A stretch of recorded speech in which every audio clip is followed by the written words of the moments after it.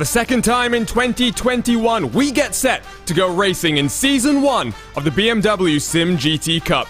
In January, Team Redline's Gianni Vecchio and Jonas Wolmar punched their tickets to BMW Live, taking victory over their real-world superstar teammates Max Verstappen and Daniel Juncadella by less than half a tenth of a second.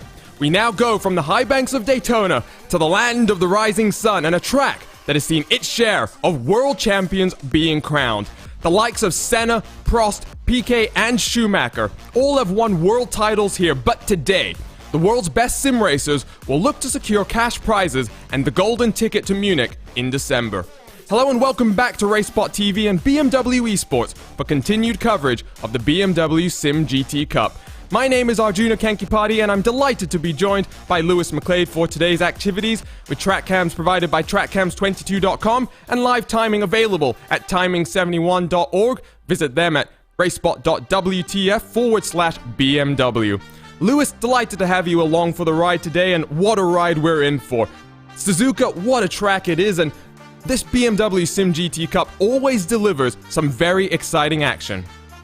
Yeah, what a race it was at Daytona Beach. Fantastic stuff, frantic stuff. Came down to a very small margin at the end of the race, and we saw Redline domination effectively, it looked like, on the results. VRS Coanda almost exploding under the pressure that they applied. We come here to Suzuka, and it's time to hit that reset button for the team and see what they can get from this race. It's going to be really important for them to get a 1-over on Team Redline today, at least for a confidence boost for the rest of the season.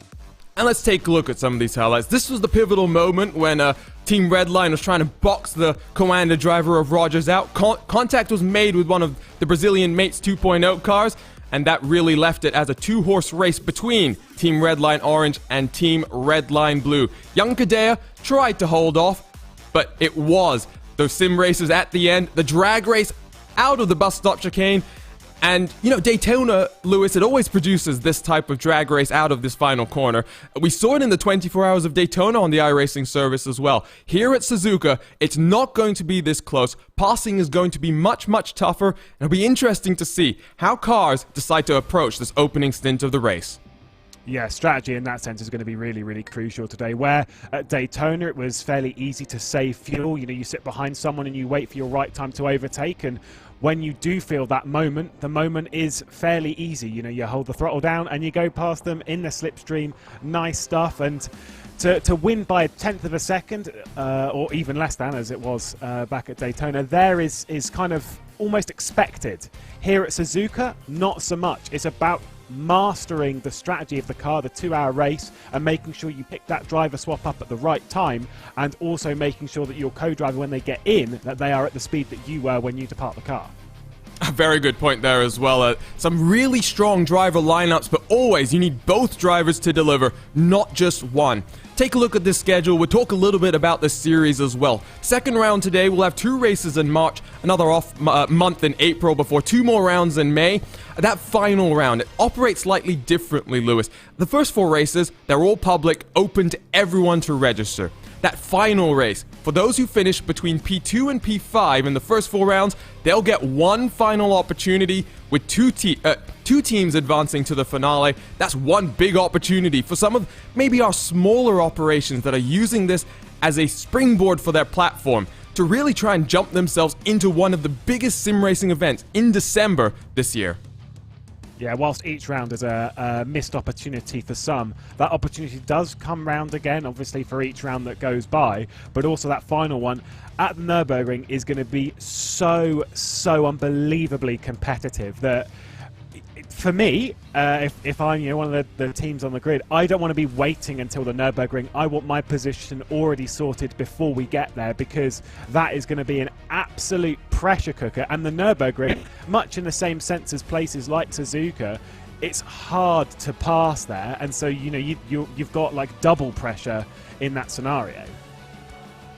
Cash prizes on the line as well. In total, we'll give away $4,200 per event. And that means across of the 10 regular season races, upwards of $40,000 being handed out as well. Reminder, you can stay connected to us by using the hashtag BMW Sim throughout the entirety of today's action. BS Competition, always one of our favorite teams up here in the commentary box. They're getting in on the fun today. They're Zebras, ready to take to the track. And in a couple of weeks, we'll go zebra spotting in the Sebring International Raceway as well. But 2 minutes left in qualifying then. And Lewis, what is going to be a very important qualifying, and someone familiar at the top of the timing sheets right now. Guess who? Joshua Rogers. We saw in practice, Max Verstappen was right at the top of the timesheets. Unfortunately, not doing the duty at the moment. Josh Rogers doing what he does best and heading to the top of the session, at least for now. Still 2 minutes left on the clock. Not very far ahead of VRS Coanda SimSport teammate. That'll be Dane Warren, who starts on the front row of the grid, at least at the moment. And yeah, you're right, qualifying is going to be so crucial here, because it's a really long run down into turn one. You've got to be, held off, you've got to be protected into that first corner. If you're qualifying up there with your team as well, it's just that little bit of like breathing room heading into the first corner, which can be quite perilous, especially if you're mid-pack.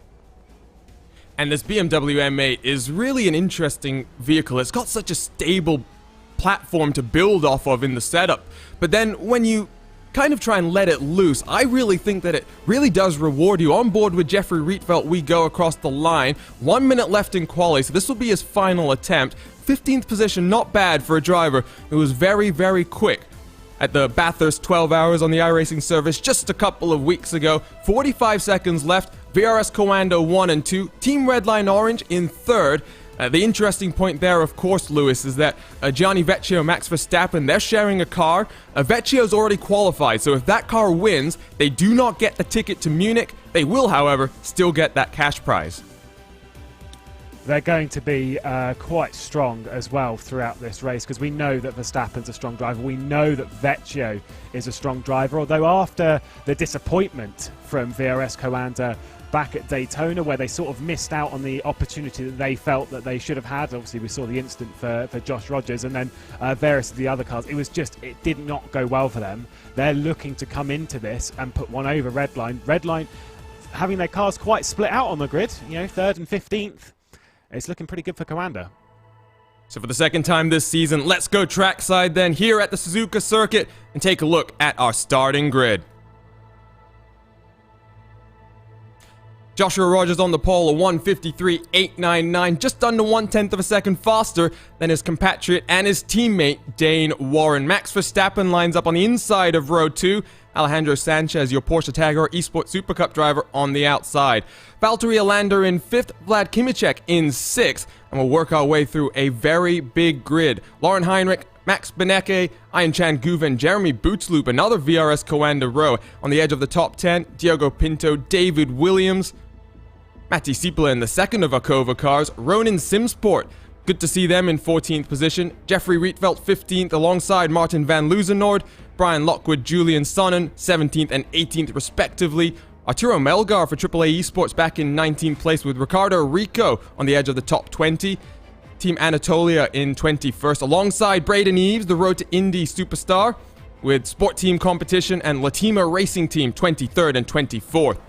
Another Latima Racing BMW back in 25th with Diogo Salipa, Sam Koitit for HR, SR, and Racecraft that shared entry in 26th. Alexander Luritsen in 27th alongside Carbon Simsport, Monaco Esports, Artifact Racing, edge of the top 30. Very big grid for a race here at Suzuka, and we'll continue to scroll through these names. Big one there back in 35th position, you'll notice. Tony Kanaan, great to see. Indy 500 winner in today's field. He's been very passionate about these BMW Sim 120 events in the past. Today, it's all about the BMW Sim GT Cup. 44 cars then, Lewis, and they're ready to take to the track for 2 hours of action.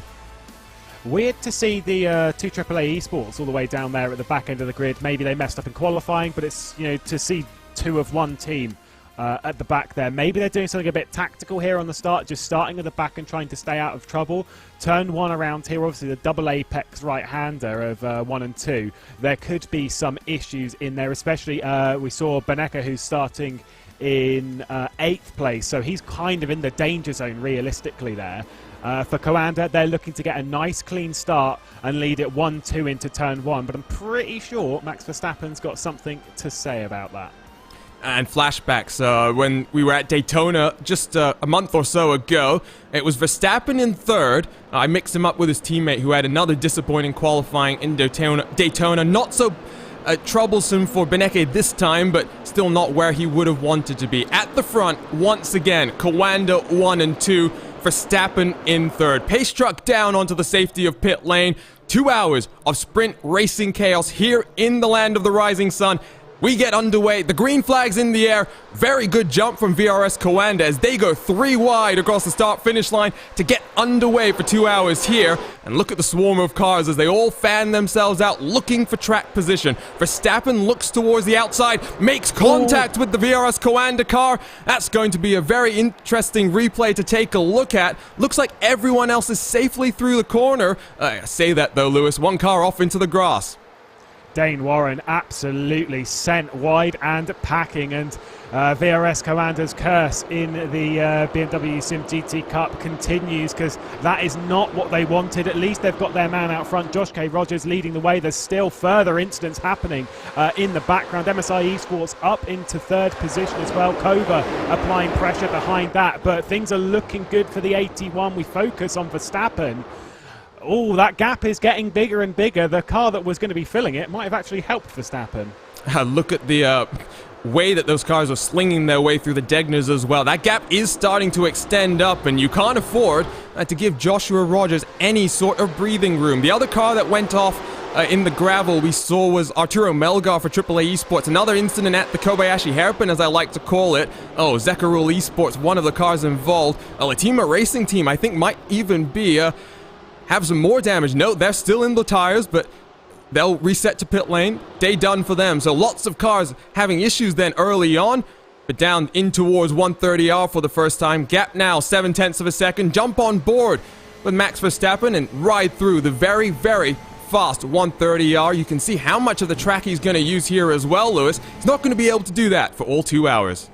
No, you just be pushing the limit when it comes to track excursions. It's quite tricky through the exit of 130R, because you can run wide, pick yourself up an incident point at 1x, and you'll build yourself up to a drive-through penalty and so on later on, which you really don't want to do. 2 hours is quite a long time, and you come around the circuit an awful lot, so the chance for errors is quite high. Driver in the pit lane. Oh, there's contact there, and someone's crashed off onto the right-hand side of the start-finish straight. Oh, that's a massive crash. Yeah, we're going to have a couple of replays to take a look at then over this first lap as cars go scampering down, trying to avoid that big incident. There was a rollover there as well. So let's work our way through the first of these RaceSpotTV replays. And first up, it was that incident between Dane Warren and Max Verstappen. Verstappen goes for the over-under there, Lewis, and I don't think Dane Warren necessarily realized that was going to happen. I just want to take a look and see if he bobbled a little bit on the curb, because you see Verstappen as he just sort of picks it back up to the inside, just brushes the rear. Oh, there you go. There you go. There was the tiniest bit of contact on the rear left of Dane Warren's car, and that one is pretty toast on the exit of turn 1. Further contact happening. Oh, it is getting dicey down there. That is, I believe, Ronan Simsport, who's now grass tracking across the inside. It was chaotic on that first lap. There's AAA Esports gone off as well, so their tactic of starting the other cars starting towards the back maybe have worked for them, but not the one starting in the middle of it. Oh, there's so much stuff going on. Here was that stuff at the hairpin. Separate incidents for a couple of the cars getting involved. What happened to the Latima Racing BMW at the hairpin? Separate, I think, from the second Latima Racing car having issues on the start-finish line. So first take a look at this right here. It's contact from behind. One of the AXA SimSport cars, in fact, comes up from behind. And let's see if we can take a look at the second replay then. Lewis, I'm trying to figure out which of the cars it was. That was a very big incident indeed. Here it is, down the start-finish line. It is Latima Racing, the second car involved, Carbon SimSport. Just everyone sort of pushing it a little bit too hard in the early stages. Of course, a 2-hour race, and we all speak about sort of running it in a bit long and focusing on the fact that it is a 2-hour race. And not treating it like touring cars and stuff, but people are really pushing the limit because they know that track position is so important. The easiest way to make up positions is obviously on the first couple of laps, where you can work your way up the order whilst everyone's close. Now that everyone starts to split apart, it becomes harder and harder and harder, but Team Redline Orange of Max Verstappen is closing in on Josh Rogers and maybe pulling a bit of a gap out to MSI Esports. But when Verstappen catches Rogers, I would assume that MSI Esports and Cova are going to start closing that gap as well. You can see on the bottom right-hand portion of your screen the gaps in the top 4. Separated out by about 2.2 seconds, and we are getting some separation in the pack at this point. Top 10 split up by about 4.5 seconds. Top 20 separated by 13.6. And when we think about these races being fuel safe, races very much in the first portion of the race, because of course, with one mandatory pit stop here, Lewis, the most appropriate strategy is for the opening driver to just take this car as long as they can, put the second driver in the best position possible so that they can push all the way to the end, not worry about tires, not worry about fuel. And so for the driver in the first stint, it really is a bit more of a strategic game rather than an all-out sprint. Yeah, the pressure's realistically on their shoulders for the most part of getting this car as far as possible. Of course, we know that these guys have practiced so much to make sure that they know exactly how far the car can actually go. Obviously, hour and 5 minutes, whatever they can do, and maybe they'll switch that up.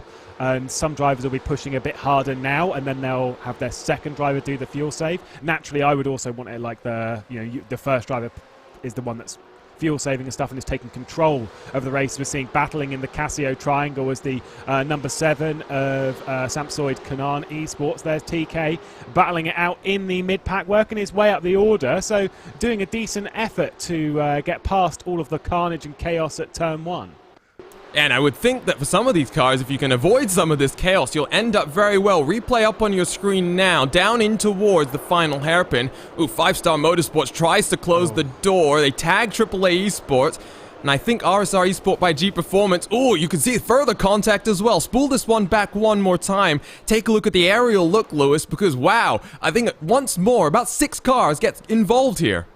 I think they were all just steaming in a bit hard. So we've got a little bit of contact here. Is just everyone's racing a little bit too hard for their positions. You know, they're just pushing it that bit too far, trying to back out of it and reverse, which sort of is a little bit unpredictable. It'd almost have been easier if he'd have just held station at that point and then remained predictable. As coming into the Casio triangle, you're so committed on that braking point that it's very hard to adjust, especially if you've basically got a moving chicane in there. Was trying to do the best that he could, but unfortunately, hindsight's 20/20, isn't it? It is, and unfortunately, Tony Kanaan has just had a small issue. We were looking at that battle. He's lost it by himself, and then gets tagged around for a good measure as well. Just adds insult to injury. We'll take one more look at it here, and I'm not surprised about this one, Lewis. It's a very easy mistake to make. Gets onto the grass, 2 wheels there, and then no chance. You've got to pull it as far to the right-hand side before Dunlop to carry that speed through and momentum onto the apex, and just misjudged it there. It is so easy to do because, especially if you watch as it's weighted, his front tyre doesn't even really touch the grass that much. It's only when the weight transfer hits the rear end, it's the rear right that just clips the grass briefly and spins it round. Lights flashing on the front end of Max Verstappen in Team Redline Orange. Wow, he is here and he is battling for a victory. Missed out by a tiny, tiny margin, of course, over his teammate, did Max Verstappen, back at Daytona. Naturally, it is Vecchio who is his teammate this time, the winner of Daytona. So he's got that for him, but he's looking racy at the moment. Well, and the important thing as well is he's chasing down the driver that won the BMW Sim Live iRacing portion in December. You got to be part of one of the other simulators and their portion of that event. It was a really big event, great to be a part of. $12,000 in prize money Rogers won, and a very, very cool trophy that I wasn't even able to confirm how much it cost for BMW to design, because it was a completely one-off design in-house by the BMW team, and the team house at Coanda has one more very nice trophy to add to their collection. Let's jump back in the pack though, because while the top 2 have now separated themselves out from 3rd position by about 2 seconds, there is still a big train. And look at this, it's Maximilian Benecke for Team Redline. He didn't have the greatest run in Daytona, but he was able to work his way up through the field. But of course, that's always going to be more difficult to do here in Suzuka. And of course, unfortunately for Beneke, he's gotten a bit stuck right now, Lewis, unable to make his way up through the field. Qualified in 8th position, only up a single position, all of that, and that'll be the one that Dane Warren gifted to him on lap 1 after being passed down to the wall in the first lap of the race. So it's not been great progress from Beneke, but we know he likes to play the long game a little bit here, and he's sat on the back of Lauren Heinrich. He's got the R8 GE Sports driver of Vlad Kimichev directly ahead of that as well. A little bit of pressure, not to be too worried about behind. The 2 VRS commanders behind the David Williams and Ian Changuven. Still a fair way back to not worry Max Beneke, so he's focused very much on getting past this BS competition car of Lauren Heinrich. The thing is, we discussed this before the broadcast, is overtaking here is not easy. You've got a couple of more obvious overtaking opportunities, be it down into the Casio Triangle and of course into the first couple of corners. Outside of that, there's not too many opportunities. I've seen some people dive it down between the 2 Degners, which is an unbelievably risky move, and you can only do it when there's a large differential in grip. You've also got what you classified as the Kobayashi hairpin, which I do very much like, of course, after Sanders driving back in 2012. Love that. You've got this that you can make an overtake at, but you've got to be super committed to do and very, very much in control of your brakes. Well, and we saw on lap 1 what happens when you try something there that you're not necessarily set up to do. You can really set up chaos and carnage, and I don't think any of these drivers necessarily want to do that. Wasn't just 2012, by the way, of course. Kobayashi, when I think of Suzuka, 2010 is the year that comes to my mind, and his maniac antics throughout that race. What a drive that was. And just like you say, it's not just about having the speed, it's about having commitment at a track like this. All of these corners, there's no room for error. There's walls surrounding you or gravel traps. If you make a mistake, Lewis, just like TK found out, you're going to go bouncing across the track. Someone's going to come and hit you, and you really don't have an opportunity to make up for a mistake today. It's a bit sort of counter to how things were back at Daytona, because Daytona being quite a big track, you've got a lot of space. It's almost like you can get away with the odd mistake. I'm not saying that you can breeze it across braking zones as if like they're not even there. You still obviously have to drive very, very well to compete at this level, even at Daytona. But the difference between Daytona and Suzuka is Daytona you can get away with the odd mistake. Suzuka, if you do make that mistake, it is incredibly hard to come back from, because if you drop a couple of positions in doing so, it's double trouble to try and get them back. But you wear your tyres out more, you overheat them, you're then struggling for grip through the S's section. Oh, Beneke's very, very much on the rear end of this BS competition. Lauren Heinrich under so much pressure. He doesn't look particularly as pacey as the rest of the pack does, Lauren Heinrich, or Beneke rather looks faster than them. Well, I just wonder as well if, like I was mentioning, of course, with no tires being taken in this driver swap, you don't want to put any unnecessary strain on them at this point in time. We're only 13 minutes into the race. Beneke deep under the brakes, just about able to get onto the anchors in time. But I think it's unfair to say Heinrich is slow, because the gap between Heinrich and Vlad Kimichev in front, that's the same gap that Kimichev has to the Kova Esports car in front of him. So these guys are maybe being a little bit more conservative. I guess who's not being conservative? Max Verstappen now just 0.2 of a second behind Joshua Rogers. And I have a feeling he's not racing for that ticket to Munich. We mentioned it at the start. Vecchio's already won. So if this Team Redline Orange car wins this race, they'll take home the prize money, not the tickets to Munich. And from that perspective, Verstappen has less to lose than Rogers here. He looks down the inside. Rogers gives him the space. Oh, small contact between them as they come off the corner. Verstappen's going to be very, very aggressive here, Lewis. And you know what? He's got every reason to be. Yeah, that was nice stuff from Rogers to sort of give the room to Verstappen on the apex of the Casio Triangle, because it very easily could have spun him around. The thing is, it delays his momentum down into turn 1. Verstappen's going to have to do it around the long way of turn 1, 2. There's contact between the two, and they've both spun off. They came together at turn 1, and MSI Esports take the lead of the race. Dramatic contact, and once again, Josh Rogers is deposited down the back end of the field. Let's take a look at that contact again. What are your thoughts on it? Well, my thoughts are, The contact at Daytona was partially instigated by Verstappen backing Rogers up into Vecchio and the cars behind. This time, well, what can you say? Racing incident, Lewis? These guys were just racing super hard. Rogers didn't want to give any room here. And, well, Verstappen tries to sweep it around the outside and, well, two doesn't go into one. I think Rogers could be wrong. There might have been a little bit of a brush that just kind of can't quite see. But I'm pretty sure that Rogers was losing it on the apex of turn one into the side of Verstappen. That's what it looks like to me. There was a little bit of a snap on the rear end, and then as he caught the front end, there's only one place that is going, and that is into the side of Verstappen. Obviously, we know that Max Verstappen can overtake. We've seen it time and time again, and that looked to me, at least, as though he was definitely in the position to make that overtake, because he was sticking it around the outside. Obviously, you know, you lose grip, particularly on the outside of turn two. You can carry it around the outside of one, but you lose it at two a little bit. But he was looking so strong for that move. Now he needs to channel that and work his way back up the order. He's in 8th position at the moment, so it's not done. You know, you can still come back from that. Where did Josh Rogers go in all of that? Because I think he dropped 10th. a little bit further down the order. Yeah, 10th position. So he's got a bit more of work. I think I wouldn't rule Verstappen out from still getting a decent finish here. I would not either, but going back to what I was just saying as they were coming out of that final corner, Lewis, I don't think Rogers really should have fought that as hard as he did. Yes, he wants to have a great fight with someone as strong as Verstappen, but there is a trip to Munich on the line. The cash money, at the end of the day, it's peanuts compared to the big prize money that these guys compete for on a daily basis. And guess who is now in the prime position to take advantage? A driver that in last year's World Championship stood up to be counted and really has established himself as one of Spain's hottest prospects. Alejandro Sanchez at the front of the field. 0.7 of a second clear of Kova Esports as well. Kova did punch a ticket to Munich last year at Road Atlanta. They have experience of winning in these 2-hour races, but for MSI Esports now, Lewis, this is their major opportunity to take home a statement win. Yeah, absolutely, and what a way to do it.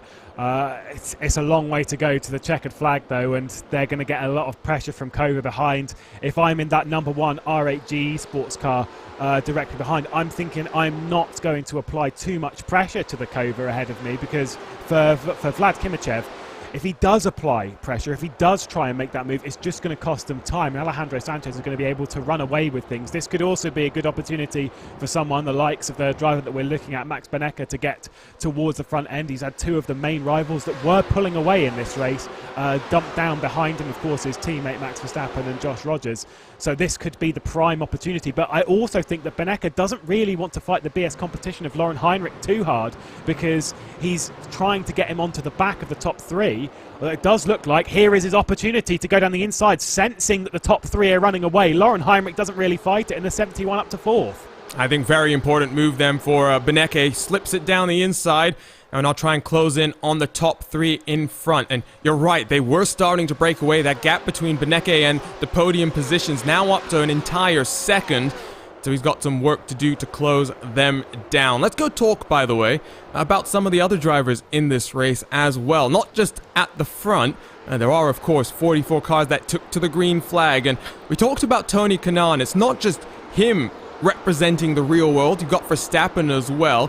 Got Gustas Grinberges, who is a prototype driver, has competed in Asian Le Mans in a couple of cars there, representing Simsa Esports, and I mentioned him on the grid as well. Great to see Braden Eves back behind the wheel for Vendaval Sim Racing, one of the Road to Indy drivers that has been competing in that Road to Indy E-Series as well.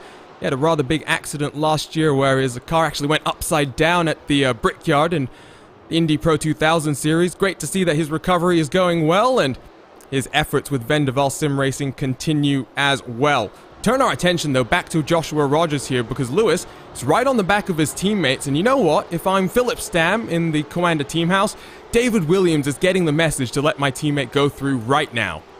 I am with you. I don't like team orders and such, but I almost feel like within a team, especially we've seen this with Coanda as well, because they're such a cohesive team. They do get along and they sort of work together and understand the bigger picture of a scenario, and that's what I kind of respect about it. Same with teams like Mirror Esports and stuff like that, is that they understand that sort of team dynamic.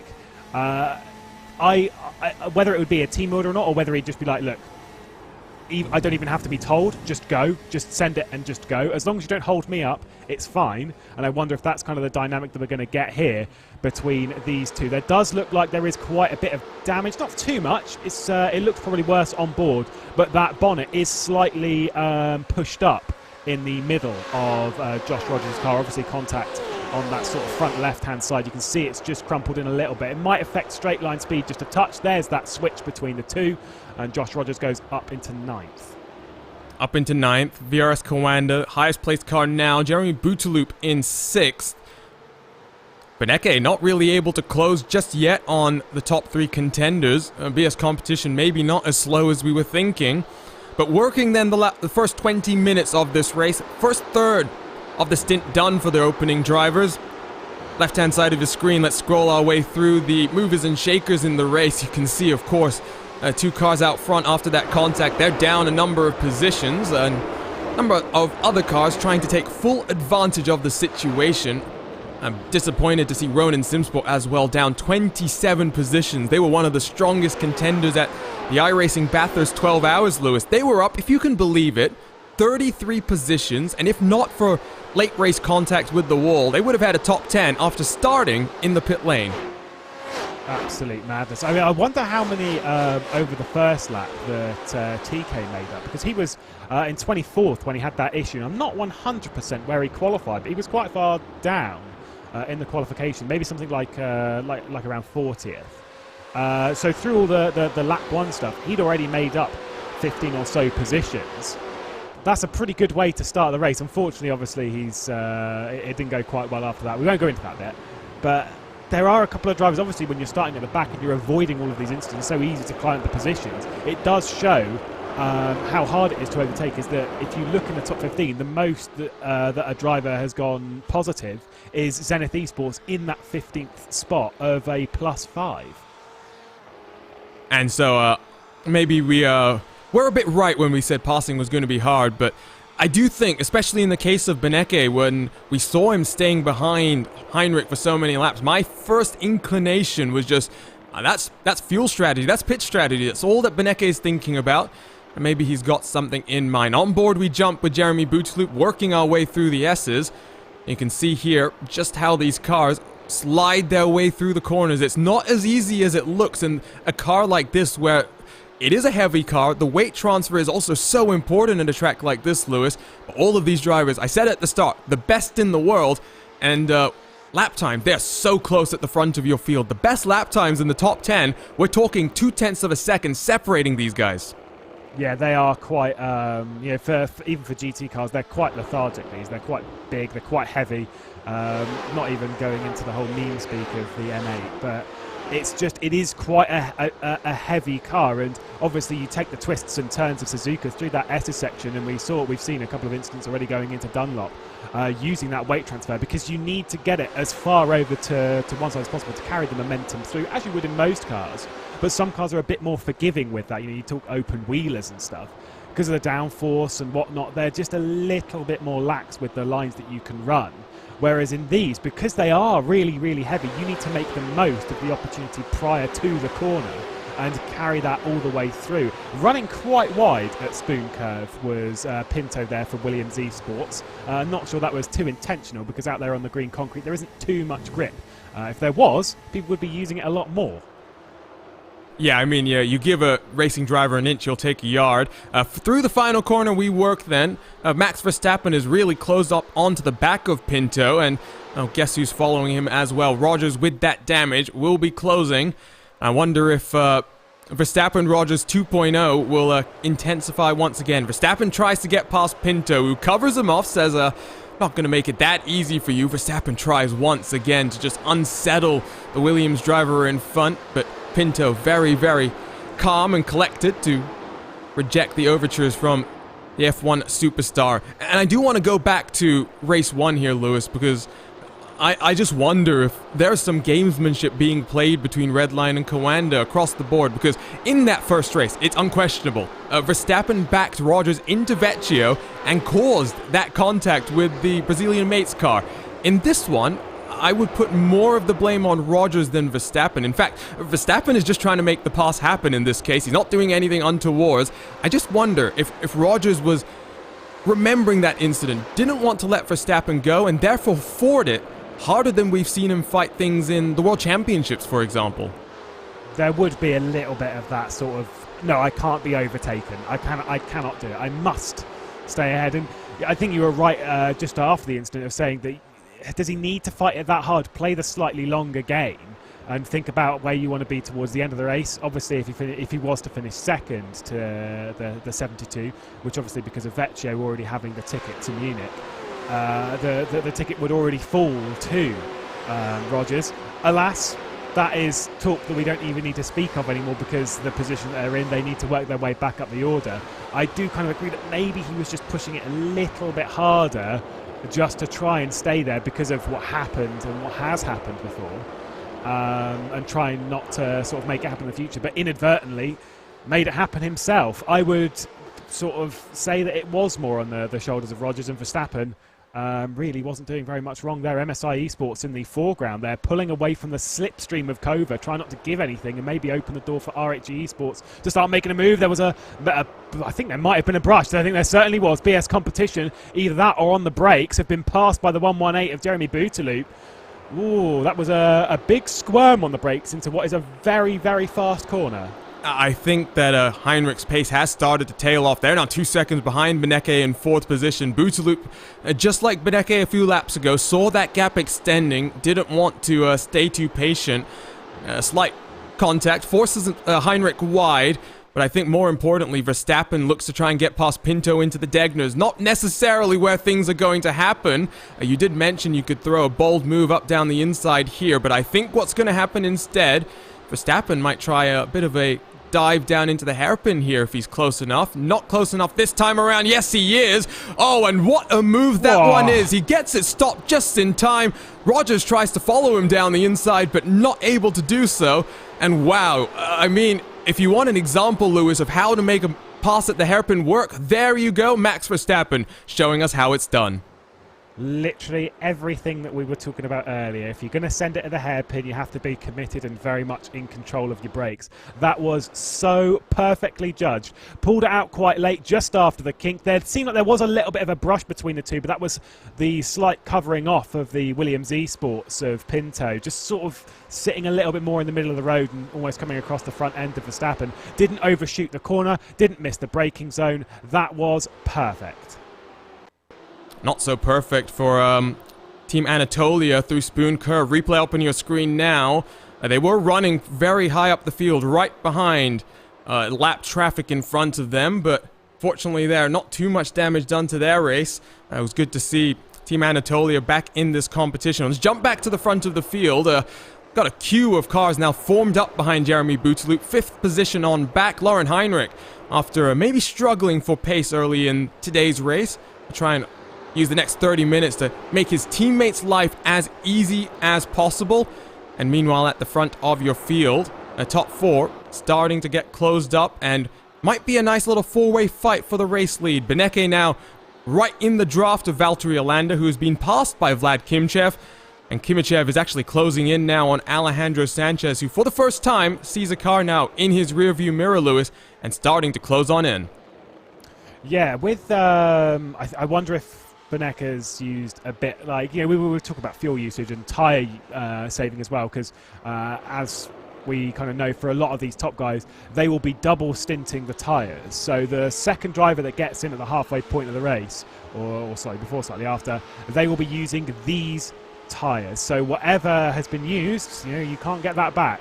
And so I wonder if Beneke's used a little bit of that just to catch the train, and then maybe he'll sit here for a little bit, just save a little bit of fuel again, and just sort of bring things into sort of into a comfort zone before then starting to try and make an attack before he passes it over to his teammate. The BS competition of Lauren Heinrich, I wonder if it's less so him sort of, I mean, obviously his pace has fallen off a little bit considering the distance, but he's not dropped anywhere further into the pack other than other than down a position to 6th. That was a bit of a snap, I think, from Verstappen going through 130R, and there's a move on Lauren Heinrich. Wow, that came out of absolutely nowhere into the Casio triangle. Verstappen is not waiting around one bit. Whoa, that was scary. Scary is one word for it. Very, very late under brake. We'll take one more look at it from an aerial look, you know, because I wonder if he was actually going to get slowed down in time here, Lewis. Look at how deep he comes underneath, and wow, he actually releases the brakes to manage to get alongside Heinrich. Heinrich sees him coming, gives him just enough space. Verstappen up into 6th position then. Lovely stuff again on the brakes. Absolutely spot on, just as it was down into the hairpin lap ago. So that was absolutely spot on into the Casio triangle. We did give the 118 car a little bit of a gap to Butaloop, but I would assume he'd be able to close that one down. Butaloop obviously setting his sights on potentially catching this battle for the lead, dependent on how hard they hold each other up. Josh Rogers has been making progress at a fairly similar rate to Verstappen. Obviously he got by Pinto as well. We didn't quite catch that move, but now he's got to get by Lauren Heinrich as well. Oh, and there we go. There's a temp, left it on the inside and spins Lauren Heinrich out. Wow, it is really kicking off here. Replay up on screen. I was just taking a look at where some of the other cars were in today's race, and I missed this one. Down into the hairpin, Rogers is going to make the move to the inside, and I think that is a bit naughtier than Verstappen. He wasn't alongside, and Rogers, for the first time today, Lewis, that I can remember in a long, long time, is driving very aggressively. Yeah, that was unlike, because if you compare it to the Verstappen move, Verstappen was already alongside at this point, just left it there, and you know I mean, look, we all saw it. He just kind of left it there. Arguably, wasn't really there, and so yeah, there was contact made. Maybe you could say the BS competition should have given him a bit more room, but yeah, it's a bit of a shame. I'm sure there might be a few questions sent the way of Josh Rogers after this one, but either way, we've still got the race at hand, and Verstappen making his way back up the order as we focus to the positions that he would be wishing to battle for. Riding on board with Kova, you can see that central screen, the look backwards towards Max Bonecker, all over the rear end of Kova. And I must say, the addition of these rear view cameras is so welcome in these GT cars and in prototypes as well, to be honest. But yeah, interestingly as well, if you're Joshua Rogers, there is post-race reviews. Race Control will take a look. These are not final race results that will get you at the conclusion of the next 90 minutes by any means. Expect a very busy Race Control. Joshua Rogers, one of a couple of drivers maybe being summoned to the steward's office. Top 4 separated by 1.7 seconds then. Gap now out to fifth position as extended to 5 seconds. Jeremy Butaloop being chased down by Max Verstappen and Joshua Rogers. At one point, those two out front, contact between them has dropped them down through the field. While we're in this middle portion of the race, let's jump around some of the battles once again. Tony Kanaan, after that very early incident, fighting now for 31st position. And like I said, this is a driver that really does love sim racing. And how do I know that, Lewis? Because he's entered almost every single one of these BMW sim events that we've had. Not just this year, but last year as well with the BMW Sim 120. So for TK, I'm glad to see him in a top split finally, because this has been one that he's been waiting for a very long time. Yeah, he's been in sim racing just a little while, realistically, but has really settled in and is enjoying sim racing as an esport. As what was a bit of a dive behind him. That'll be Dan Jacquet, who's just sort of trying to force his way through, does indeed do so. But yeah, for TK, it's about sort of enjoying racing again. It's about getting behind the wheel. It's about racing whenever you want. And obviously, he's become a bit of a phenomenon on Twitch as well, whilst he's been doing it. And that's what we love to see. Super approachable guy as well. Very, very nice. And it's good to see someone come in from the real world who actually properly cares about sim racing and is enjoying it the way that TK is. Yeah, and I had the chance to help him out a little bit with the iRacing IndyCar Challenge a couple of months ago last year. That will be returning in 2021. Maybe we'll get the opportunity to help him out again. Of course, he'll be sharing a car for Chip Ganassi Racing with NASCAR legend Jimmy Johnson as he transitions to IndyCar to compete on the street and road courses. Be a very interesting transition there. Talking about, by the way, drivers that like sim racing and are really invested in it. Great segue there, Lewis, because Vlad Kimachev, RAG Esports, Romain Grosjean got his first taste of an IndyCar in the past week, driving at the Barber Motorsports Park and in my hometown, the Laguna Seca track, but really excited about RAG Esports. In second position right now. They've had a few good runs in these races, and I think back to the Spa race that we had in the BMW SIM 120 Cup, where a couple of their drivers that are now representing them had a big issue from the pole position, lost it before they got to the green flag, but Martin van Luzenoord has had a few good runs in this competition, and one of his teammates then chases down a very impressive Alejandro Sanchez. Yeah, really, really good pace for that number one car at the moment. Holding about an 8/10 gap, which we've seen quite a few times over the last few laps. Is not able to close it down. Of course, at this level of competition, it's so hard to close that gap down. I think Kova has been applying pressure to the back of the number one car, and now that that gap's getting a little bit bigger, when the MSI Esports driver of Sanchez starts to do that little weave on the start-finish straight, just trying to break the slipstream, where before Kimachev couldn't actually follow because he had pressure from behind that would have opened the door for a move. He can now follow that slipstream and keep in it and keep closing that gap in that slipstream. So I'd expect to see that gap come down a little bit. For RAG Esports, so they're a team obviously that came around a little bit last year and a bit before, I think. But really getting settled in sim racing, and basically in that short period of time have become one of sim racing's biggest teams. And a great phenomenon, and always towards the front end of strong competitions like this. And riding on board with Max Benecke, he was all the way tucked up behind Valtteri Alander, so tucked up behind. Got a nice view of the rear diffuser, inside the rear diffuser as well. It is great to have that organization continuing to expand. They've been continuing to acquire, and I say acquire in the best sense of the word, some of the most talented young drivers, not just in France, but across the world as well. Gordy Much, one of their new recruits, is going to be sharing a Praga in the real world with Abby Eaton, who, of course, was a part of the Grand Tour. So lots of exciting stuff for that organization. Lots of exciting stuff for all the different organizations in sim racing as well, because just like BMW has embraced sim racing over the past couple of years, the past 12 months have really exploded sim racing, Lewis, and it's not just the likes of Verstappen now that are committed and spending lots of time in sim racing. It really is becoming, more popular, and it's great to see an influx of new people onto the iRacing service. Where we had previously, as we watched this move for Benecke to the inside at turn one, not even fought by Kova, so Alander just sort of let Benecke through there and just was like, you're faster at the moment, just go through. Not fought at all. That was absolutely fine. This battle is back on. Josh Rogers, Max Verstappen. Hopefully it's not going to be a third mistake. Hopefully third time is the charm, I guess, in this sense, is that we're not going to see it. For Rogers, and mistakes now on the back of Verstappen, of course, boot loop ahead. But Verstappen and some drivers, like McLaughlin and Dale Earnhardt Jr. and countless others, had been in sim racing long before this year. They'd sort of taken part in various events, maybe not to the biggest scale, but they'd been around in sim racing. Whereas what the last 12 months has done is it's where a few more have come in, then a bit more, and then a bit more, and then a bit more, and now most of the pros will take part in sim racing in some form, and especially on the iRacing platform where it's so easy for them to jump in and just get into a race.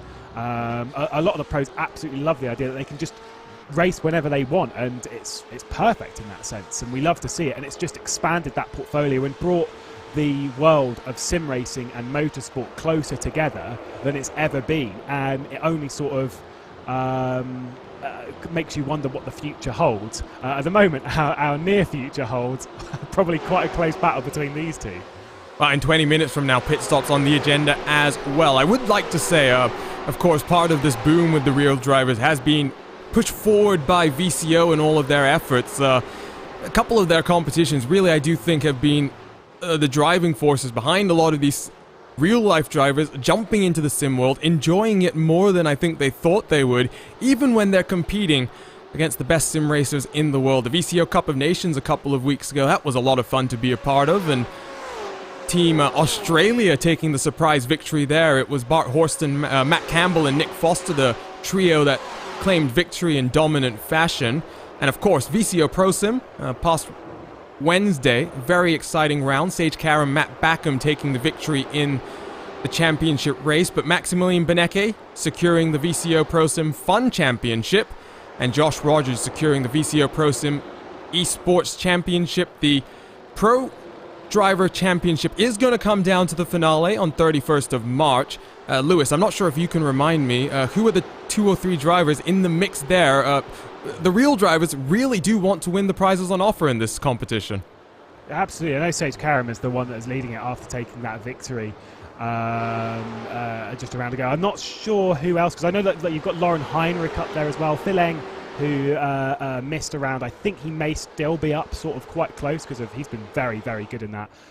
It'll be quite an exciting end to that season, but I mean, it's just great to see all the pros in it, and like I say, like they actually care about championships and stuff. That's amazing, because like normally it's just like it used to be it's just a game, isn't it? Whereas now it's more than that. It is still a race. It's definitely more than that. Scott McLaughlin, you mentioned. Zach Campbell would be remiss if I didn't mention the dogs, because Scott McLaughlin is part, I don't know what the exact affiliation is, but he drives with the Team i5G for the IndyCar. Last year qualified for the top split iRacing Indy 500. That is a huge achievement. Hard to explain just how big that is. Verstappen down the inside, contact with Booteloop. Rogers will sling it down the inside of his teammate, and these two cars are angry. They've got some clean air, and this fight is going to intensify down into turn 1. Rogers will poke his nose to the outside as Pinto behind looks to get past Rogers' teammate. Too wide, too deep down into turn number 1. Rogers will tuck back into line, I think. Pinto really tries to send it. Booteloop holds on, but now, once again, Lewis, I'm just waiting for the 72 and the 81 to get together. Yeah, you saw Pinto there just losing a little bit of grip on that sort of second part of the first corner, and just sort of lost grip, ran up the circuit a little bit and wasn't able to get by Booteloop. And that's kind of what I thought was going to happen with Verstappen when they came together between Verstappen and Rogers. So I wonder if there was going to be that move anyway, but obviously moot point. Now we get to see that battle again. They are losing time to the leaders, just going to point out as well, because obviously whilst they've been battling, of course they're losing time. But it's not even that. They're wearing out their tyres. They're losing time even over a longer period. So for them, it could go from bad to worse. An hour and 18 minutes left to go. And if you're wearing out your tyres now, if you're just overdoing them a little bit now, that 6.7 second gap to the leader, it can still come down. Suzuka is a circuit where that kind of stuff can happen, but it's going to be very difficult.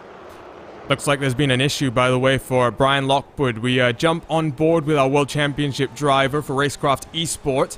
Back in 33rd. They've already had to come down pit road as well.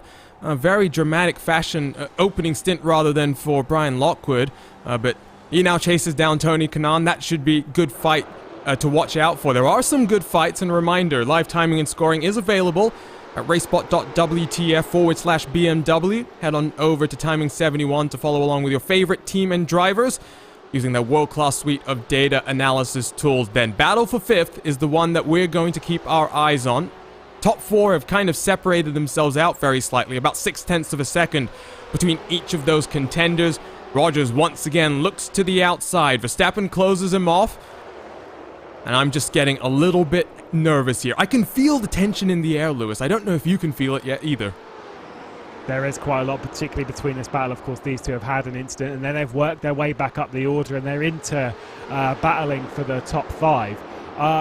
I'm surprised that Rogers isn't even trying to sort of like lift, fuel save, something like that before turn 1. He's still applying that pressure to the back of Verstappen rather than sort of playing a slightly longer game. Because if you're getting to the outside there and you're not fully alongside, there's certainly no way you can make it around the outside of T1, especially not of someone like Max Verstappen. I almost think that he's sort of leaving it there on the outside of turn 1 to make sure that Verstappen's on a tighter line through that first corner and maybe trying to see if he can get a mistake out of Verstappen. But Verstappen's been so good on the brakes today. We've seen of the moves that Verstappen's made on the brakes, they've been so controlled. And so I don't see Verstappen being the kind of driver, naturally, to bow to the pressure that Josh Rogers is trying to put on at the moment. And yeah, I don't know. I would be saving the fuel. I'd be banking that fuel. I'd be banking that kind of stuff and trying to sort of save it for a slightly shorter pit stop.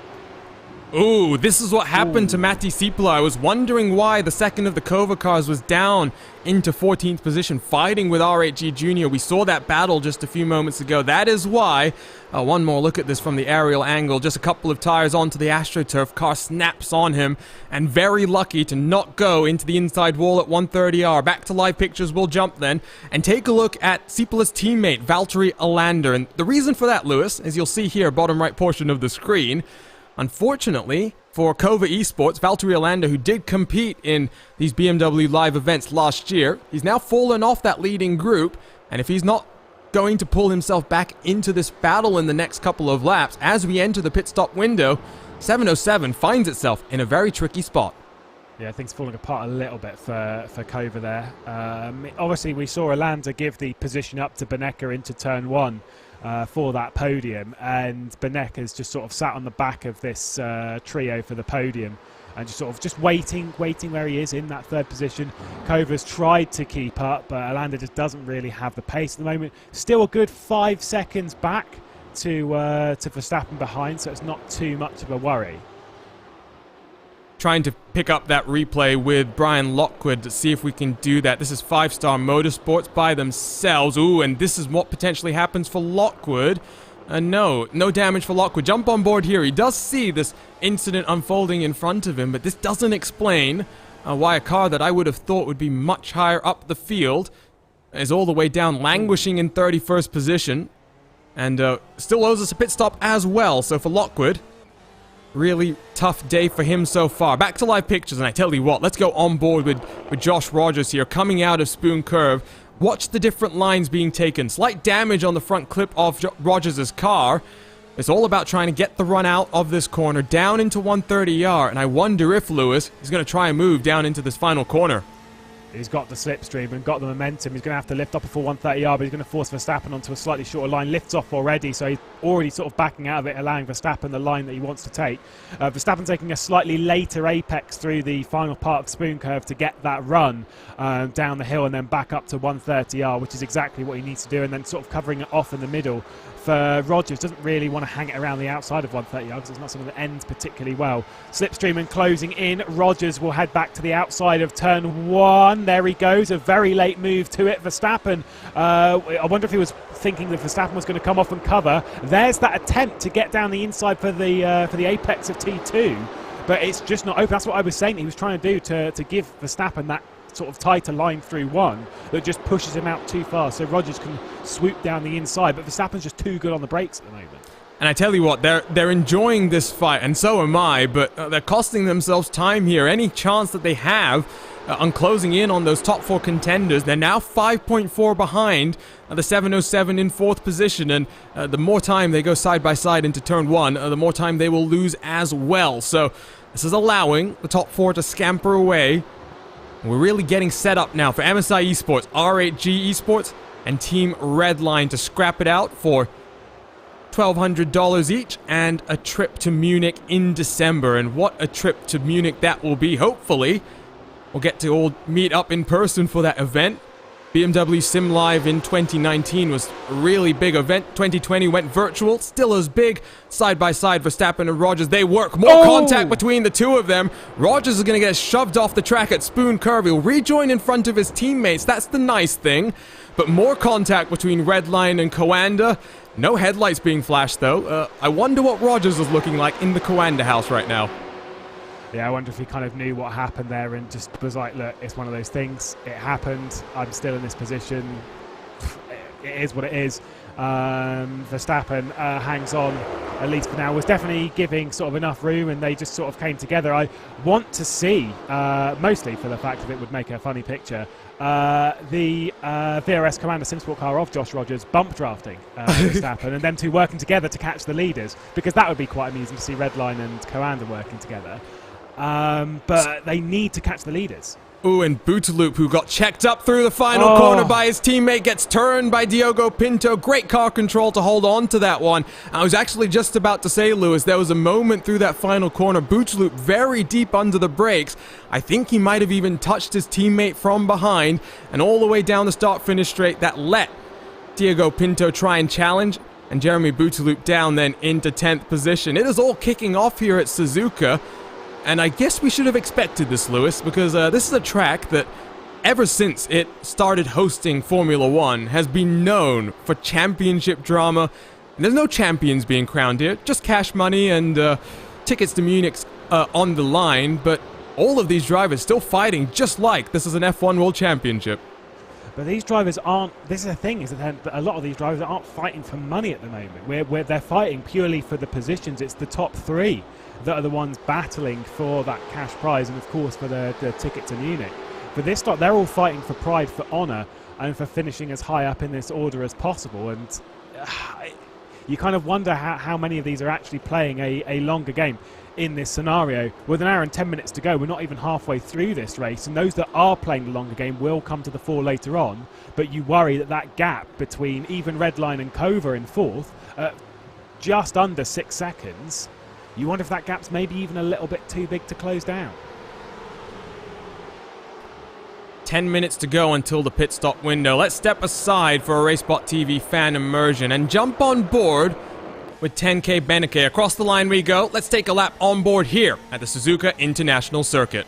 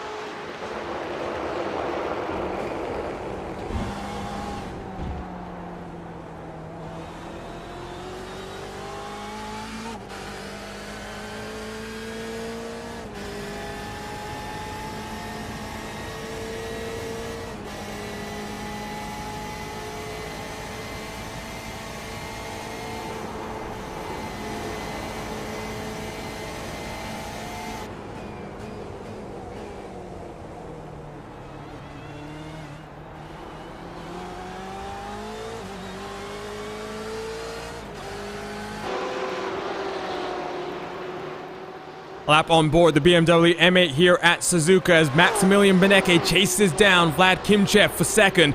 Gap between the top three now just 0.8 of a second. Valtteri Alander has fallen off the tail by about 2.6 seconds. Verstappen and Rogers continue to fight it on for fifth position. They find themselves 8 seconds behind the race leaders. And as we enter this final 5 minutes of this first stint of the race, it's MSI versus R8G versus Team Redline. The lights are flashing from Alejandro Sanchez, and that's because a small mistake just a few moments ago, Lewis, has really brought in Vlad Kimchev and Maximilian Beneke into this fight. Pressure now on the back of Alejandro Sanchez. Yeah, a bit of frustration there for the MSI esports squad, who's been doing so well through this race. And now that it's kind of one of those ones where the pressure just gets more and more and more behind. I wonder if he's accidentally hit a button that is constantly pressing, because those lights are continuing to go off. Thankfully, no one's ahead of him being distracted by that. R8G esports, though, behind really, really close now. If this little battle, then Kova become a part of this again. You see coming through the shot there, just at the background, Rogers and Verstappen, who are now quite a way off of this. They've dropped a further half a second over the last sort of couple of laps. So that gap is getting bigger and bigger, and you kind of wonder how much bigger that's going to get before the end of the race, or maybe their teammates can actually do something about closing that gap down. You know, I think you're right. It must just be some button being mismapped or something. We like to talk about this, but of course, in the real world, there are restrictions as to how much you can use your headlights. It's not the regulations per se, Lewis. It's more about the life of the headlights itself, whereas in sim racing, you could just bind it to be permanently pressed and, well, not make yourself too many friends out on track.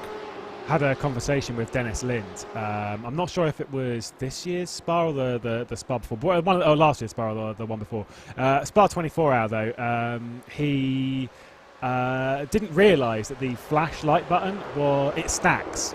So there was a car in front of him, pressed it a lot, and then his lights were flashing for basically the entire lap. Wasn't distracting at all in the middle of the night.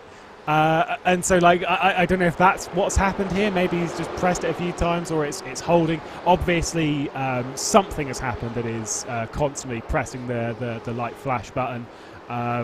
Like I say, thankfully no one's ahead of him, and the only people that have to deal with it is us and the audience as he flies past the camera. Just focused very much on the road ahead. If it was nighttime, that would be very frustrating. It'd probably be frustrating for him as well. I don't necessarily like having that changing light conditions as you try and spot braking zones and whatnot. You talked to Dennis Lind. I talked to Charlie Eastwood, an Aston Martin factory driver, and he had made the mistake of, when we did a race together, binding his push-to-talk to the same button as his headlight flasher. So every time he wanted to talk to me and my teammate, he'd irritate the cars around him on track. So things happen. Things are slightly different in the sim world as compared to the real world. Don't worry, Alejandro Sanchez is not just that irritated. Probably just a small technical issue for the time being. 4 minutes to go then until the top of the hour. I wonder how much fuel saving has been going on. We haven't really talked about that as much as I necessarily expected, Lewis. And that's because of that first incident between Verstappen and Rogers. It's changed the complexion of this race. You've got those two cars trying to charge their way up through the field, and for Alejandro Sanchez, it's hard to save fuel when you're leading a race. Yeah, the dynamic at the moment is very, very different than how we started just under an hour ago. The sort of question for some of these drivers becomes, when do they stop? Because obviously we're expecting some of them to go a little bit further as they battle a little bit further down the order. 11th position, we're watching R8 GE Sports versus Team Redline Ice Blue, and that battle raging on just outside of the top 10. But for those, if you know the tank can go sort of an hour and 5 minutes, then you know that you can pit a little bit earlier and try and get out of traffic and try and jump positions that way. But of course, if you do pit early, you tend to become a part of traffic a little bit further down. Knowing when to stop, there is an absolute art to it, and it needs perfect communication between either you and a race engineer who understands the scenario, or just your teammate who understands everything that's going on circuit at the moment. Genuinely, pitting in this kind of scenario is not easy, because the last thing you want is to be coming out in the middle of like a 5-car battle for 21st place. See, it's interesting you say that. I personally think that the strategy for a race like this is actually frankly quite straightforward, because there's only one pit stop, and therefore your goal has to be minimize the time you spend in pit lane. It's much easier to do that than to try and gain time on track, and therefore the name of the game usually in these races is fuel save in the first stint, sometimes a little bit boringly, and then set up a sprint for that second driver. He doesn't have to worry about fuel. The only concern for him is slightly worn tires, and depending on how that first driver tries to help out his teammate, that might not be such a big factor. The other thing that might help some of these teams is relatively cool track temperatures. 37 degrees Celsius, Lewis, not necessarily what I think a lot of drivers would think of as relatively cool, but on the iRacing service, when you can go from, somewhere like 18 degrees Celsius all the way up to 60 plus, to be 37 and a track like Suzuka, those tires will not be as bad as they would be, somewhere else with that type of a weather setting. Yeah, absolutely. Those of you sat at home watching that maybe took part in the Bathurst 12 hour, and even did any of the practice for it or have raced in where the track temperature passes 50, 55. I once had a race at Sebring on iRacing a good few years ago where I think it got up to like 58, and it is horrible because you can't look after your tyres and you just have no grip. It is it's really nasty. Whereas when it's like this, 36 is a little bit on the warmer side, but it's not too bad. You can look after your tyres a little bit. You've still got plenty of grip, and obviously the hotter it is, the less grip you have, the more you slide. The hotter your tyres get, the more you slide. The hotter your tyres get, the more they wear, the more you slide, etc. And it just gets worse. Proper snowball effect. Whereas in these kind of conditions, you don't necessarily face it as harsh. You just have to sort of be a bit, like, you still have to be aware of it. That's right on board with Alejandro Sanchez. Then take a look at how his car is handling. Gap behind, now just 0.6 of a second as the R8G car really does apply the pressure. By the way, if you are curious about the iRacing service, jump on over to iRacing.com. Every day is race day on the iRacing service, except for next week, which will be week 13, our brand new build. Release notes have just dropped on the iRacing forums as well, so you can get an early sneak peek on some new content, some very cool updates. Not speaking it from any bias as a broadcaster, but a couple of new content include a brand new rallycross track at Circuit de Barcelona Catalunya, the Hockenheim Ring as well. It's a couple of dirt tracks to join the ranks on the iRacing service. Does Sanchez come down onto pit road this time around? He does. The cars behind him do not. And so that's what I was wondering here. Sanchez, of course, Lewis, being out front, unable to save fuel. Valtteri Alander unable to save fuel as well after being separated from the pack. Here comes Verstappen. Josh Rogers stays out there. Split strategies in this field. Yeah, Verstappen not teaming up with a driver that he was so dominant with at the Bathurst 12 hour, because Enzo Benito is elsewhere. It's Vecchio who'll be taking over from Verstappen.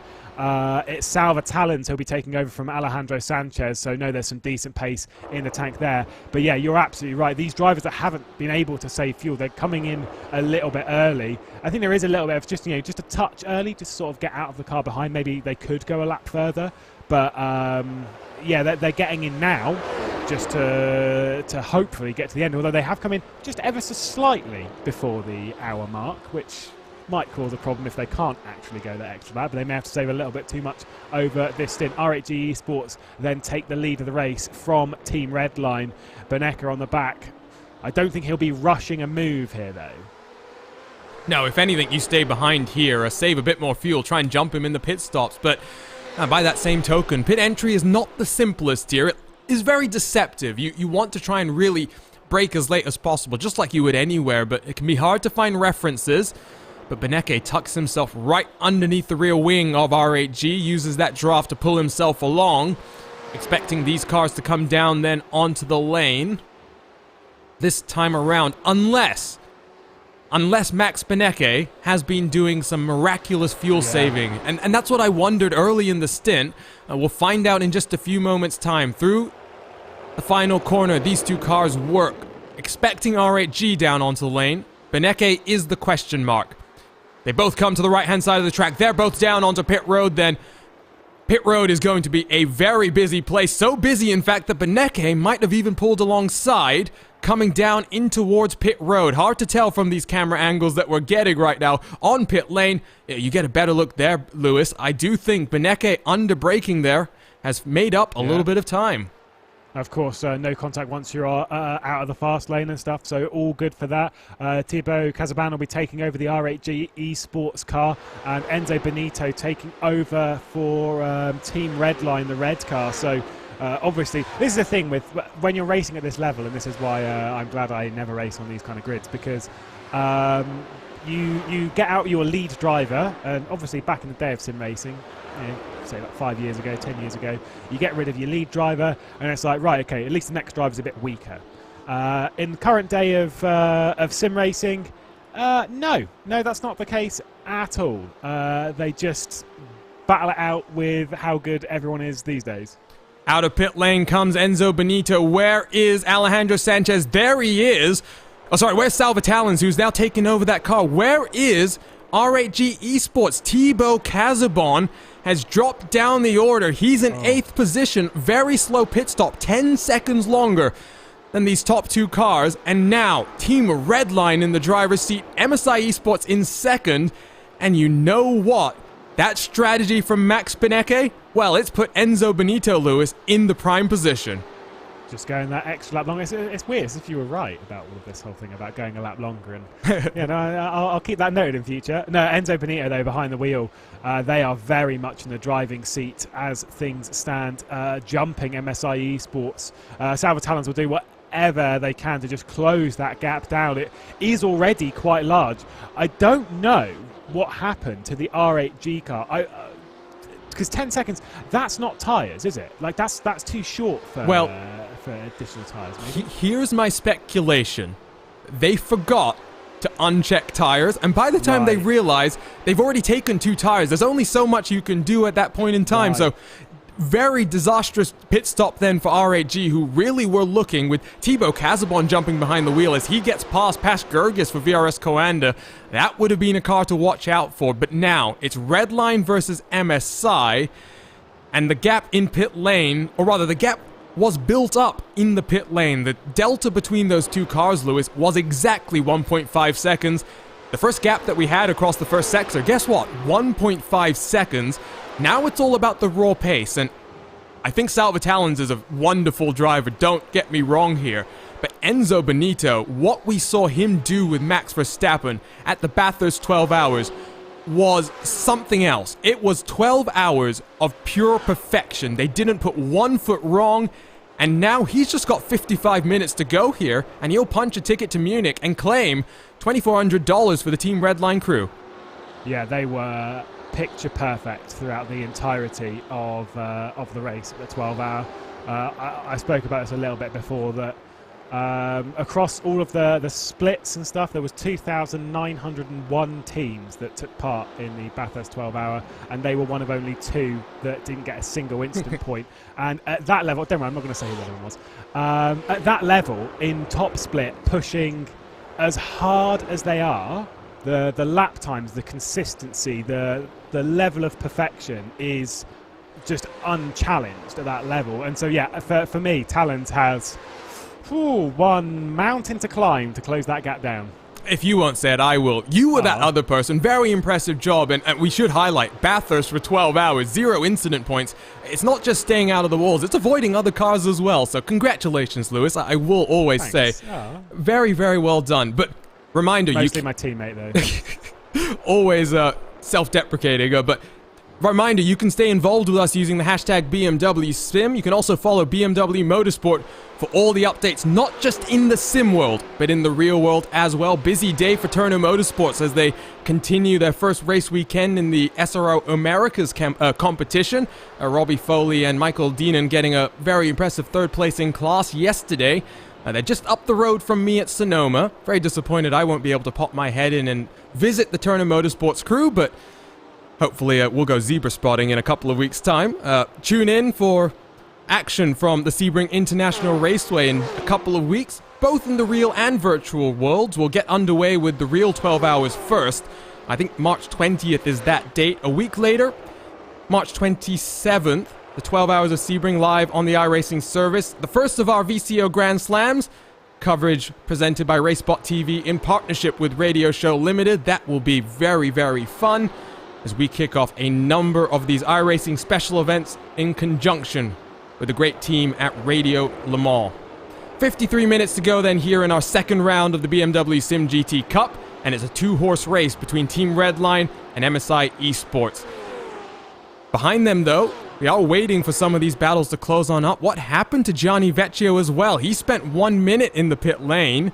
I wonder if maybe some damage repairs for him. He's down into 12th, in a bit of no man's land as well. But of course, this is not for him such a big disappointment, because of course, Lewis, he's got that cash from Daytona. He's got that ticket to Munich. This was just a bit of fun for him and his good friend Max. Yeah, I think there was a little bit too much of a bit to climb to get onto the podium to even get some cash for Verstappen and Vecchio. So I think what they've done is they've come in, taken a little bit of damage repair, changed tyres, and they're here now for a bit of fun. 12th position, how high can they get? I am I don't doubt that they can definitely get a top 10 in this position. We know Vecchio is quite fast. I say quite fast, like it's just as if like, oh yeah, he's a little bit quick. They're all massively quick. Get inside the top 10 and then start battling a little bit further up. I don't know. I'm very curious as to how that strategy call is going to work out. Maybe just even as like a little bit of information and experimentation for future reference. And they're having to dive their way through lap traffic as well. Watch out for that closing the gap between the two cars. 0.8 of a second between them now. Down across the start-finish line, they will dive. What a track this is as well. Talking about that F1 history, let's just talk about it a little bit, because the first F1 race, 1987, it started off a run of 5 years where the World Championship was decided here. Of course, Nigel Mansell crashing in practice effectively ended his championship bid. And then over the next few years, of course, Prost versus Senna. Who can forget those moments down into turn 1? Rogers versus Verstappen. Could that become, in the future, our own version of Senna versus Prost? Hakkinen and Hill and Schumacher, those are the titles that I remember being won here, because I wasn't born when Senna and Prost were scrapping it out. But the one memory I have of this track, Lewis, is every time we come here, not just in F1, but Super GT, the various series that get to come around this track, I don't know what it is about it. There's always excitement, there's always intrigue. Sometimes it's weather, sometimes it's overtakes, sometimes it's the local heroes, you know, Kamui Kobayashi, for example. It just always produces some incredible races, and it's such an old school track that hopefully it never changes. For a track which is exceptionally hard to pass at, you'd never, like, you'd sit here and you'd think, no, that's a track that really shouldn't be a season finale type circuit, because it's just impossible to pass. It's hard work. It's just, it doesn't really fit that sort of thing.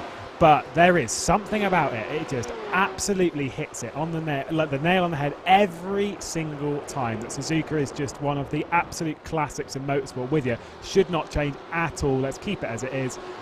Maybe even put in another gravel track back in the 30 or something. Make it a bit more. But it's one of those circuits that works in anything, whether it's GTs, whether it's in Formula cars, whether it's even on motorbikes, or whatever, because they do the 8-hour here. It's ridiculous how much it works in just about everything. It is just such a good classic circuit. And I'm just trying to remember as well, the World Championships, of course, no longer come on motorbikes to this track, but it really has produced some classics in motorbike racing as well. If you don't know about the history of this track, built by Shoichi Honda himself, all the way back, I believe it was in 1959. The track itself, though, didn't really come together the way that they wanted. So in came John Hugenholt, circuit director at the circuit Zandvoort, visited the track. A lot of it was rice fields and paddies for those who are familiar with the Asian landscapes. They had to transform it into a racetrack, and one of the proposals was to have what we call these showcase moments, the flyovers, which of course has immortalized this track in that very unique layout. Initially though, Lewis, there wasn't just one of those flyovers, there were 3 of those flyovers intended, and that was because John Hugenholt had a very simple philosophy. He didn't want to try and change the landscape too much. He wanted to try and meld the track into the natural landscape of the track. Shoichi Honda said, "Why do you want to do that? I've got all the money in the world, tell me what you want and we will build it." Yeah, and what a track it is. I remember seeing some of those earlier designs of the circuit and the ideas of what they wanted. Of course, Suzuka is quite high up. It's not actually that far away from the ocean. It's settled from memory. This is me pulling stats from what I looked at ages ago, like years ago. That it's not in the actual city, like in the centre of the city of Suzuka, but it is still classified as part of the city region. It's on the eastern side of the Kansai region. In Japan, on like the more southern side. It's a circuit which I love the fact that even despite that, even like the amount of money that you've got, just sort of do whatever you want, it still has that character of like it has just been a ribbon of track that's literally just been dropped on some landscape, and that's where the character comes. There's undulation, there's climbing, there's specific types of corners. Some have camber, some don't. There are tight corners, fast corners, and everything. It's all very flowing and stuff, and it's very natural, unlike some of the circuits which I don't really want to just throw it completely under the bus, but unlike most of the circuits that are built these days. I think that is a fair That's a move. comparison. Move done by RHA Jr. Premislav Lamenek, very simply done on the inside of Zenith Esports. Carlos Diguez has taken over that car from Ricardo Rico, 16th position for them. Interesting point as well, we talked a bit earlier about Braden Eves driving for Vendaval Sim Racing. Phil Denez, another one of these Road to Indy drivers, very, very impressive on the sim as well, represents our favorite Zebras, the BS competition team, up into 14th for Denez and chases down Arthur LeHook in front. We'll work our way through some of these interesting groupings of cars. There are little battles up and down. It's not like things are getting that boring out on track.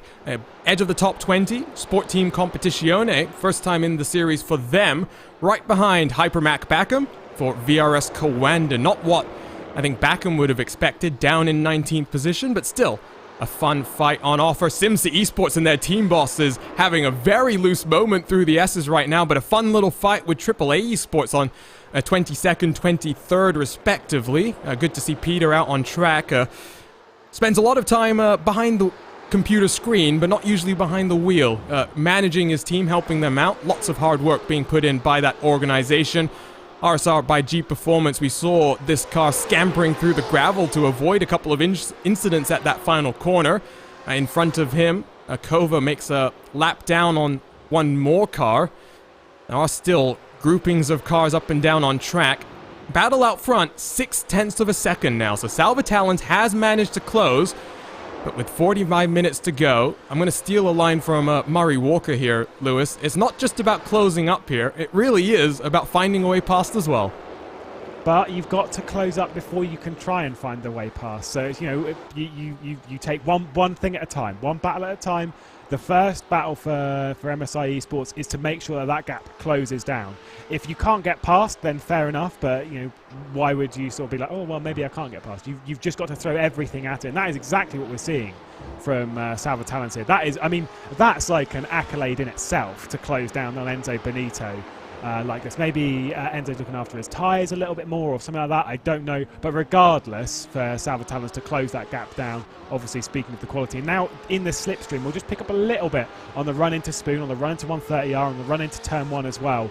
So still picking up those little bits of time without sort of being a little bit too close. So all is good at the moment. And I would expect that as long as you know, keep hitting the marks and stuff, Salvatalons might be closing that gap down even more, and we'll keep our fingers crossed that we'll still see a battle for the lead, not only for the prize money, but of course for that ticket to Munich, and of course $1,200 per driver as well, because, I mean, who doesn't want that kind of money? Go for it. I'd like that kind of money. If they don't want it, I'll take it. Why not? But 44 minutes to go. The number 8 car stationary through 130R. That is German Sim Racing and Friends.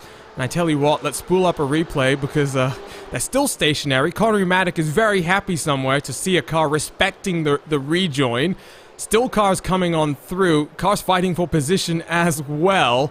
I must say, Lewis, in a sim environment where sometimes we see very, very unsafe rejoins, it's good to see a car being that respectful, waiting still to get back out onto track. It's one thing about iRacing that you don't actually get in some other simulators, which makes life a lot easier in this sense, is you have a pretty decent relative that tells you everything about who's coming along, where the gaps are, basically, and you just, at this point, the only thing that I'd be looking at, because if I, you know, even if you were in the real car, looking left that far, you'd be blocked anyway by the seat and by the door as well. You wouldn't really be able to see that far around. So you're focusing on your relative and waiting for a clear spot. The patience here, just to wait for that right spot, to see that, okay, right now I've got about 4 or 5 seconds, I'll at least reverse, and then, okay, right, so there's some more cars coming, I'll wait for another couple of seconds. Nearly did reverse it into the wall, though, which would have been quite embarrassing. I think just missed. It would have been just slightly embarrassing. I would like to say, having sat in a real race car once, and only once at this point in time, once I tried the Hans device, I realized that that really is more of the limiting factor than anything else in the car. Yes, you have, I would say, maybe about 45 degrees maximum in either direction, but that's it. That's the visibility you've got. If you can't see something, you're tough. You're out of it. You've got no other way to respond, especially here where in the real world, Lewis, on a road race, you don't have a spotter. The advantage of being in the sim with these big organizations where you've got people behind the scenes. We talked about strategy early, by the way. Most drivers are not trusted for strategy, and there's a very good reason for that. They're bad at it. You have strategists do that instead. Yeah, if there are general rules with sim racing and motorsport in general. Never trust a commentator's mathematics because we're not very good at it. Never trust a driver strategy, those kind of things. Absolutely. You've got strategists for a reason. Listen to what they say, because at least then there is the well, you know, if they're wrong, you've got someone to blame now. Which racing drivers love excuses. So you know, it's a win-win, isn't it? It would be a win-win for sure. What I'm liking, though, is Mitchell de Jong has stepped behind the wheel of this number 81 car, taken over from his teammate, and really is setting to work right now in a podium position. It will be very tough for him to reel in the 8-second gap to the cars out front, but after a what can you call it? Action-packed, dramatic opening stint for Joshua Rogers. Mitchell de Jong, much calmer, much more cool, I would think, in this stint. Has not got much to do as well. Antiohola in front. Only cars around them is lap traffic. So very much now for the rest of this race for Mitchell de Jong, you just got to get it to the end and hope that the race control doesn't take away some cash money from his pocket.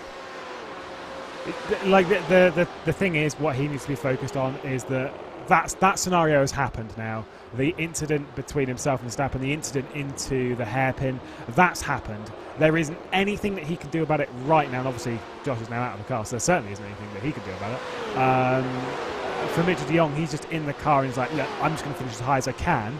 And if we get a penalty, we get a penalty. There's no point in sort of holding back a little bit in this scenario. The only thing that he really, really can't do is do anything which might provoke the race direction and race control that little bit further when it comes to the post-race conduct. So it's just about sort of keeping your nose clean, which it is normally anyway.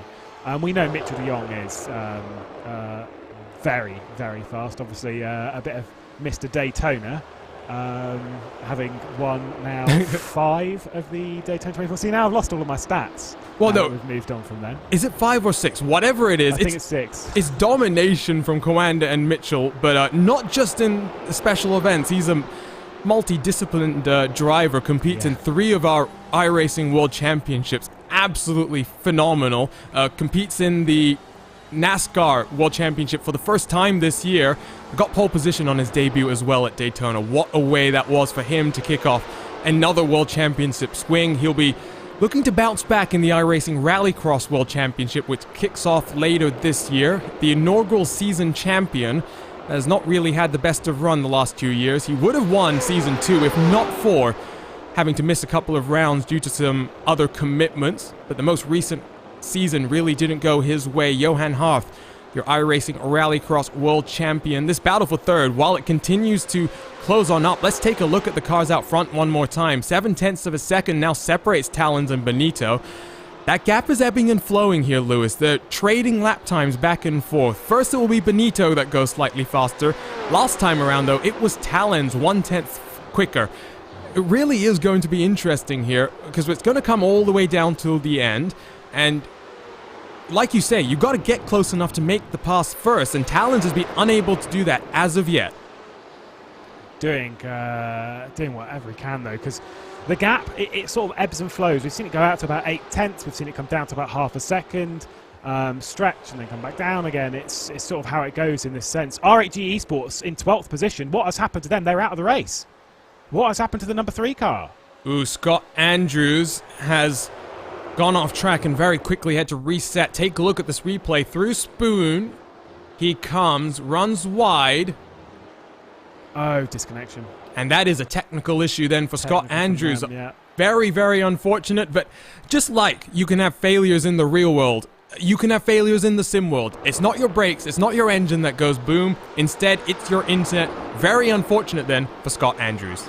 It's so unfortunate. Some drivers are lucky to very rarely see it. It's why you need to make sure that your computer's always plugged into Ethernet cable and all that lot, because you're right, we don't necessarily have like the standard, like the engine failures, like sometimes we've seen it on race cars and stuff where their suspension gives way or whatever, and it's just that random fault or weird stuff like that. We don't really have that in sim racing.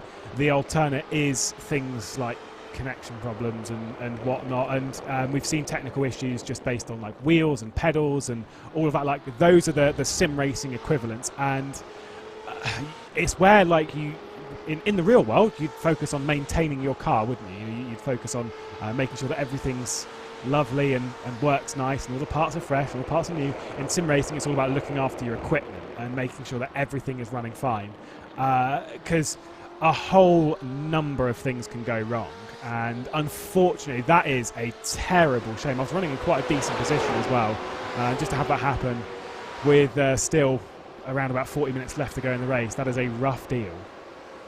And Scott Andrews, who I think is feeling fairly happy about racing this year, winner at Daytona in LMP3, as Mitchell de Jong tries to look to the inside of Antiola, nothing doing there. These cars fall off the back of the leading pair even further as they continue to scrap. And you did mention the hardware failures. Of course, when you have a race with Max Verstappen, it's almost required to mention that Spa 24-hour race a couple of years ago, where in that final stages of the race, Verstappen's brake failure goes kaboom, and has to pull to the side of the track, slow himself down using the wall so his teammate could jump behind the wheel to finish that race. And fortunately, they were leading by an entire lap. But like you say, we don't have engine failures, we don't have brake failures. What we have instead are our own set of circumstances. Unfortunate then for Scott Andrews, but for R8G Esports, the bigger disappointment I really do think was Thibaut Casabon and that longer pit stop that took him out of contention for the race victory, because I really do think, looking at these lap times, Lewis, Casabon would have been right there in the mix. Between Talons and Casabon, very closely matched. And then you got that wild card of Enzo Benito, who is a very quick driver, not necessarily as experienced on iRacing when it comes to top-level competitions as the World Championship drivers of Talons and Casabon behind him. Yeah, it's the thing is, you've got all that sort of experience that all these other drivers have. Some of them have got, and that kind of stuff. When you get to this level, though, you just have to perform. And there is something about, like, when you enter a grid like this, a lot of the drivers will end up performing better than even, especially like some of the drivers that are fairly new to it. They'll perform better than they thought they would, because there's just something about being around all of these names. You realise at the point of sim racing that you're at, that you are just laser focused. Oh, that's the second time I've seen that car. I think it's the is it the TLDR Sim Sport Y? It certainly is. I've seen that car off a couple of times. Unfortunately, not their day. Oh, and let's take a look at this wide. Ooh, and I think Vendaval Sim Racing had a very, very close moment there. Spool this one back one more time. Jump on board with Max Esterson if we can. And out of the S's, oh wow, this is going to be a change of pants required then, Lewis. Just runs it a little bit wide and carries too much speed. Front end doesn't grip up, runs onto that sort of escape road and just onto the grass. Wow, that was close with Esterson. Just sort of got on the brakes at the perfect time when he saw that car coming back over to the right-hand side. Was already trying to evade it by staying on the right-hand side. Saw that as being blocked and then just covered it off. This is the battle towards the back end of the top 10. And the 8th placed car, no! The 118. No, another one gone. More contact between Coanda and Redline. This time it's Bobby Zelensky in the gravel. He'll spin himself around, rejoin right behind Kova Esports on the edge of the top 10. I don't know what's in the air today, but Coanda versus Redline, it is really picking up. Take a look at this one then, Lewis. See if we can get a look at the aerial coverage, because it was the smallest of touches, the smallest of moments. That's all it took for Zelensky to go around. I wonder if he was almost losing it. Yeah. See, I wonder if he was actually, because he was offline going in there, I wonder if he was actually losing it a little bit by himself. Anyway, but yeah, it was a little bit rough there. Alexei Yakula, the car on the inside, Zelensky's going around the outside, just comes across there. It's a rough one. That is a rough one. It's kind of one of those ones you're leaving yourself in the position. If you're going around the outside of the S's there, you are leaving yourself in a position where you're not on enough grip. If the car on the inside's going anywhere after bouncing off of the curb, it is only into your car. And of course, we all kind of saw what happened there. And a bit of a shame, yet further contact. And I think as well, it is important to note, where at Daytona, the high banks, we were sort of seeing it that VRS Commander weren't having a great day. You could almost argue not having a great day here either. Really not. Mitchell de Jong has gotten past Antiola. Let's take a look at that replay, because I think a couple of moments side by side, and indeed across the start finish line, tucking up behind the Kova car is de Jong, pokes his nose to the outside, and in what is a rather disappointing day for the purple and orange, now the black and red is increasingly their colors change. Nicely done around the outside for de Jong. Nice. And more contact between the two of them. They are leaning on each other all the way through the quarter. And I think Antiola says, you know what? I don't need to be bullied off the track there. You can have that position. De Jong up into third then. 10 seconds behind the race leader. No chance for him to close on up. Be a long 30 minutes then for him to hold off from behind. I did want to mention, before we saw all of that drama, Max Esterson, your 2021 Road to Indy E-Series champion, will be competing in your neck of the woods next year, Lewis. He's hopping over the pond to be driving, and I think it's Formula 1600 or something like that with a British team, looking for a simulator as well to continue his sim exploits with Vendaval Sim Racing. If you have any sim racing equipment on sale, you might want to ping Esterson. Oh, always. I mean, there's actually, to be fair, in the UK, there are a couple of venues that provide sim equipment as almost like almost a LAN event, and so much so that quite a lot of real-world drivers end up using some of that equipment. There's a couple in Milton Keynes, run by some good friends.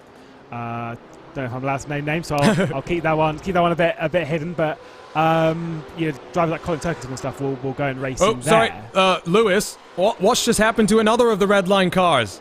What's just happened to Gianni Vecchio? Oh no, that's the Verstappen car. Oh no, is it more contact with Coanda? That is Zelensky in front as well. And no, he just loses it by himself. And for a car that obviously was already qualified for Munich, we're not fighting for anything out on track. I think day done for Verstappen and Vecchio then. Shame, because that was very much looking like a car that in the later stages of this races would be one to watch out for. That curb on the outside, it's one of those ones that for most of us that have driven sort of a lot in sim racing, you'll know that there's a point where sometimes when you're running wide, you're either like you either don't want to run wide at all, or if you do run wide, you want to run wide and quite far over, because there is a point with that curb where if you just clip it wrong when you're just trying to hold it a little bit too much, it's just tipped the rear right, whilst the front right is effectively on the left-hand side of the jagged edge of the curb. The rear right just jumps over enough on that curb that it just shocks the rear, and you just spin around, and it's such a sharp and violent spin that there's nothing you do. So you watch how a lot of these drivers, like the MSI Esports there, was just running far enough over that two wheels were quite far over the other side of the curb, meanwhile the other two were very comfortably to the left-hand side. That's how you want it, so that both sides of the car are to basically an even level front to rear. It's when you sort of unbalance it front to rear like that, that's where the snap comes. And I think we've seen something similar in 130R, the couple of cars that have found themselves snapping loose there, and maybe a very similar kind of phenomenon. Gap out front, 1.2 seconds now. Benito is setting those afterburners alight, and Talons is falling off the pace. This time around, what's the delta in lap times? A 56.104 for Enzo Benito, a 2.94 for Salva Talon, so a couple of tenths slower, and not too big that difference, but I wonder if traffic has just played a little bit of a factor. While these guys work themselves out, let's look at some of the fun fights. BS Competition and Williams. Will Vincent got them confused last year, seemed to think they were the same team. No, they are not. And Arthur Lehook right behind Phil Denez and the Zebra, tucked up behind RSI Esport by G Performance, that is in 31st place and a lap down, fighting it out with Tony Kanan's teammate, David Sampson. Watch for the lapped cars to maybe pull out of the way here. Get past one. Lehook will look to the inside of the other, diving into turn one. And this battle on the edge of the top 10 will work its way through lap traffic. And two very strong drivers, 41 seconds behind the race leaders, Lewis. That was lovely from Denez to just sort of get ahead of the TK car, and Lahout was just sort of dropped in behind. It's going to open the door for that car to also be passed in the background of all of this. So there is that. I will say the BS car, one thing that we should note on that is that car has been backwards at the hairpin already when Lauren Heinrich was behind the wheel with Mitchell de Jong with Josh Rogers was the one sort of left it down the inside and spun it out. That was the car that sort of paid that price. But they're doing a decent recovery drive, it's got to be said. Yeah, really have done. Been a couple of cars as well that are on these recovery drives. Of course, de Jong, the most notable of them, in third position so far. We were slightly deprived of the showdown between Vecchio and de Jong. That would have been an interesting second half to the race if Rogers and Verstappen had kept things clean in the first hour of the race. But now, still Redline out front. They'll look to make 4 of their drivers. I just realized we aren't even 2 races into this season, and we might be looking at 4 Redline drivers already punching their tickets to Munich. And if I've done the math correctly here, Lewis, we're talking about 24 drivers over the course of 2 different seasons. First here in the BMW M8, then in the BMW M4 GT3 car that will get tickets to Munich. 4 of those will be Redline drivers already. Imagine what they could do if they win a couple more races. I mean, I would go back to the point that I made earlier about never trusting a commentator's mathematics, but that sounds pretty correct to me. At the moment, Redline seem to be very much in control of this. We saw that at Daytona. We're kind of seeing it here with the pace that they've got. They didn't really qualify very well today. It was second, it was third, it was 8th, and it was 15th from memory. But they've got that race pace and moving themselves up, because obviously they're currently running first and 7th. So their race pace seems absolutely fine. They've got this car absolutely nailed, and Redline seem extremely strong in this championship, and taking one to VRS Coanda in probably the best way. Coanda really need to react to this, because Redline seems to be going from strength to strength. Well, what I would maybe suggest is maybe Coanda's focus is so much on the World Championship, where they're having a blockbuster season, it must be said. Joshua Rogers, Connery said it, one hand on that championship already, and we're only 6 races into a 10-race season. So, absolutely incredible. 3 Coanda drivers in the top 3 there as well. You're right, this has not been the easiest run for them. Redline definitely have a better handle on this BMW M8. They are one of the teams that have been partnering with BMW Motorsports recently as well, so maybe just more setup development going into this car. Because of course, Lewis, it's hard to emphasize just how professional some of these teams are nowadays. There is so much effort that goes into developing cars, to developing setups, to developing drivers as well. There is many different facets to driver development on the sim that are, becoming more important nowadays. And for these big organizations, there's a reason why they snap up so many young talent trying to find the next superstars. Yeah, it's a completely different style of operation between most of the top teams these days as to how it used to be back in the day, where it was sort of like the drivers and maybe a team manager and maybe like one race engineer, even for the most of it, not even that.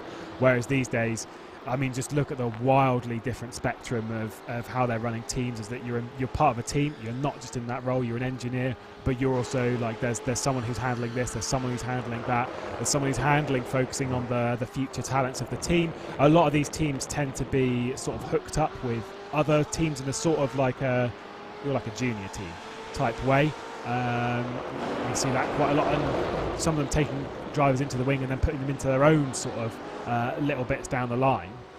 It's wildly different. I mean, look at even like VRS Coanda have a house. Like, obviously they've had that house for a long time, but you compare that to 10 years ago, the idea of a sim racing team having a house is like, never. That's not a thing. And it's not a house in the way that I think a lot of content houses are. It is very much an esports house focused on providing the right environment. Mitchell de Jong, by the way, has the most recent addition to that house. He's made the trip over from America to Germany, slightly delayed, of course, over the events over the past 12 months, but great to see him finally be able to make that move. And let's see what this year holds for him, because now in a new time zone, maybe shifts his priorities. But that's also an interesting point. For someone like Josh Rogers, who was competing in Australia, that, quite honestly, for a top-level sim racer, unless you're focusing on the V8 Supercar Series, which he did, but to compete in a World Championship, that means you're waking up at like 4 in the morning, trying to compete at 4:30, and it just does not put you in the right physical state. So for Josh moving to Germany, that was a boon for him. I do wonder in Mitchell's case, as some of these races may be taking place in the evenings for America, what's that going to do for his chances racing in the middle of the night in Europe? Yeah, it's where you've got a lot of the World Championship sort of time states for, and this is not just for this, it's not just in iRacing, it's quite a lot of places around the world, and this even includes other esports and stuff. A lot of the time zones, a lot of the events are almost built around European times, because especially in sim racing and stuff, there is quite a lot of it that happens here. Whilst you have things like on the oval side, of course, NASCAR Coke Series and stuff like that, that takes part predominantly in American time, because why wouldn't it? A lot of the World Championship stuff that you want to focus on, you kind of want to be in Europe for those times, unless you're one of these kind of people that will just wake up at any time and be super duper fast. Mitchell de Jong still, as you said, does 3 of the World Championships here on iRacing, and on the oval side has to get up, it'll be 3 o'clock in the morning for him. And I remember Jarl Tyen, he was taking part in that as well, lives in Norway. He was getting up last year for the oval side at 4 a.m. Every time the round was on, and bearing in mind that sort of midweek kind of stuff, also holding down a job in the real life, that's a rough deal. That is a rough deal. It's hard to emphasize just how committed some of these people are now, and the increasing professionalism allows more and more of these drivers to go full-time. There was a number of drivers over the off-season in the World Championship that went full-time, picking up other ventures as well to keep them busy, supply them with some additional income streams so they can focus their attention and their energies onto sim racing. At the front of your field, though, final 20 minutes of this race, gap out front, 1.3 seconds. Enzo Benito has started to pull away over the last couple of laps. And I just wonder if Salvatallon's in the middle portion of this race, trying to close the gap, has burned up his tires. Yeah. It's not necessarily that warm, as we mentioned, 34 degrees track temperature at this point in time. I hadn't really taken a look at that wind, though, before. Yeah, I was going to say, it's very windy. And it's gusting. It's gone down now from, 28 to 24, so that's going to be an extra challenge as well. Yeah, that's, I didn't even think of, to be fair, it's a lot of things that, particularly as a sim racer, and I know even in real world, they almost ignore, right? You don't really pay attention to it until like after the race, and you go, oh, that explains it. For the race, though, before the pit stop, this has been something that we've seen with a lot of the grid. Before the pit stop, everyone was very, very close. That pit stop comes around, and everyone is now really, really spread out. It shows the drivers that have taken to that pit lane sequence very, very well. Obviously, we know Team Redline pulled it out of the bag when Beneca pulled it over to Benito, and they jumped up to the lead. That pit lane sequence has been so crucial to this race. It's really, really spread it out. I do also think, though, that the MSI esports car, I think Salvatallon's has just pushed those tyres a little bit too far. Quite rightfully so, though. You know, what does he have to do? Because the car behind, I find it very unlikely that in 20 minutes that the 81 VRS Grand, you can see it there at the top end of your screen, that's not really going to be a threat unless something goes drastically wrong. So why not try and push it that a little bit further to try and catch the lead? If it doesn't work, it doesn't work. If it does, you're a hero. It's basically a second a lap that de Jong would need at this point. There's no way that a driver at this caliber is going to give up a second per lap unless you get some significant damage. So I would tend to agree with you. Gap now 1.6 seconds, so afterburners really are being set into full, and Enzo Benito 1.7 seconds clear. 20 minutes away then from another race victory on the iRacing service. He's not necessarily known for starting here on iRacing, but he has become a very, very impressive young driver, both in the real and virtual worlds, as he increasingly pursues opportunities in the real world as well.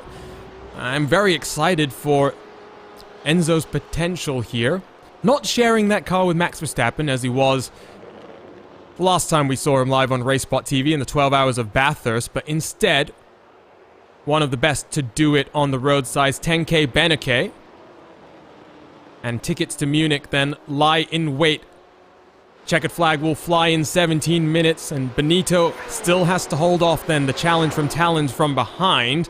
And Phil Denez has been rocketing his way up through the field. Lauren Heinrich, I'm a little bit sad right now for Denez and Heinrich, because if not for that contact, and I think Heinrich maybe felt a little bit under pressure early in that race, maybe flip the roles around here, give Denez that first portion of this race, because he has been on fire. And I think if you give Heinrich, you know, that good position to be able to work from, he's got such immense talent that Heinrich will rise to the occasion.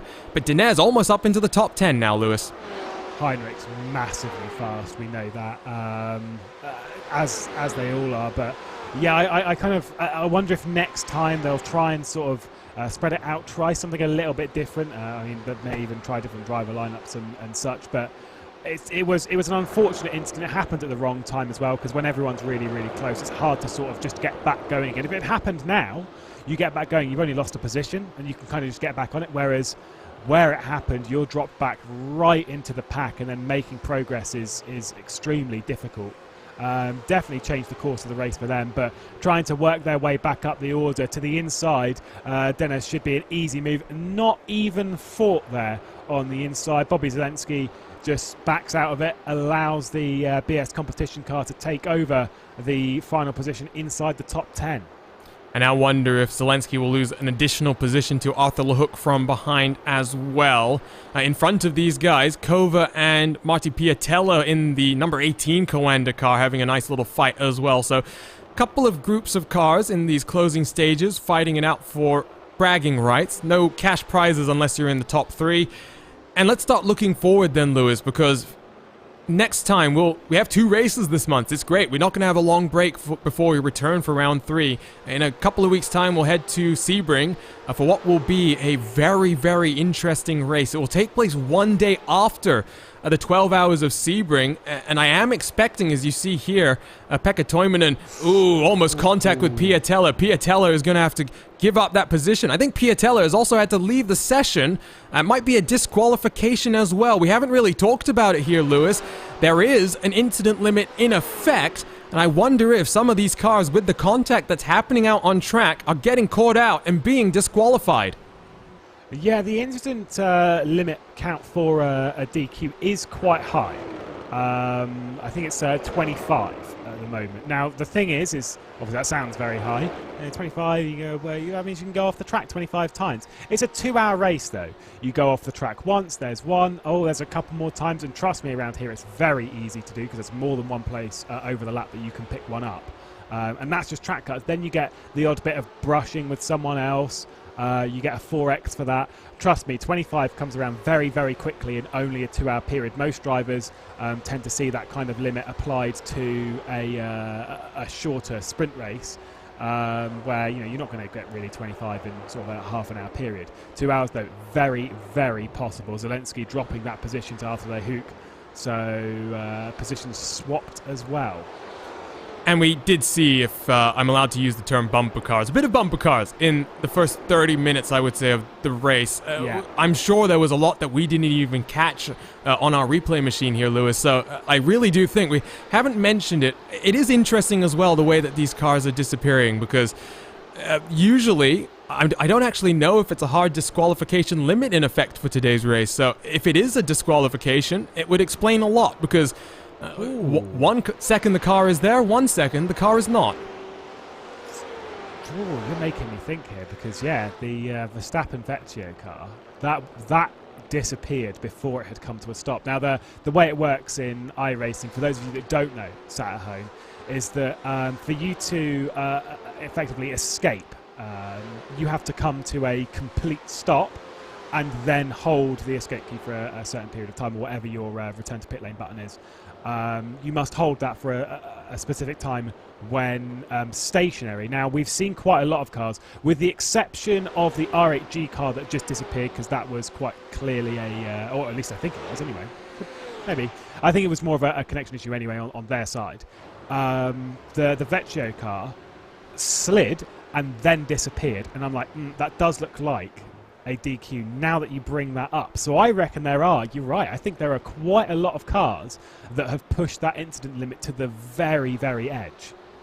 And the reason that I remembered that wasn't just the very bizarre nature in the way that the car disappeared in that most recent incident, but BMW Sim 120 last year at Spa, we had Alexander Thieb for Team Redline, who absolutely charged his way up through the field. And when I mean charged, Lewis, I mean drove his way up from the top 15, I think, to lead the race in about 4 laps. And unfortunately, contact with a lapped car disqualified him from that race. They were looking odds-on favorite to take home the victory. And 1 second, 1 moment is all it took for that car to be out of the race. So I just wonder, given how much bumper cars, as I will once again refer to it as, we saw, we'll have to try and get word post-race from some of these drivers. We hopefully will get to hear from Maximilian Benecke and Enzo Benito post-race as well, because first, we'd like to congratulate them, Lewis. Second, we need to understand what happened in qualifying, because the pace is clearly there on the long run for these guys. But for a second consecutive race, Max Benecke struggling in qualifying. Only 8th place. It would be harsh to say they got a bit lucky, but there was a lot going on in the race that fortune has sort of fell their way, but then they nailed that pit stop sequence to push them out front. So, you know, you take a bit of fortune. I think a lot of races have been won through good fortune. It's not about whether it happens, it's about taking advantage of it sort of when it does. And they have just grabbed it by 2 hands and run away with it. So it's been like a great drive through the race. But yeah, you're right, they're leaving themselves in sort of the danger. Qualifying 8th position, that run into turn 1 here is a little bit tricky. It's a little bit scary because you've got so much going on around you. We thought it was 3 wide running into turn 1. And you're right on the bumper cars, and that's sort of where the most of the incidents will be picked up through this race, and why we see quite a few of the DQs, because you get like 4x from car contact. I think it's very sort of understandable to see a couple of drivers picking up maybe 2 or 3 4x's on just the first lap alone. Then you throw in a couple of track excursions, you're not far away. So 10 minutes left in this race, then lots to unpack afterwards, and you can catch full recap as well on BMW social medias and the full race results once Race Control dives on in to the 2 hours of action. Battle for 4th, and Cobra Esports have slid backwards, and the car that we expected to be able to challenge, and that slightly longer pit stop, they fell through the field. Thibaut Casabon now recovers in towards 4th.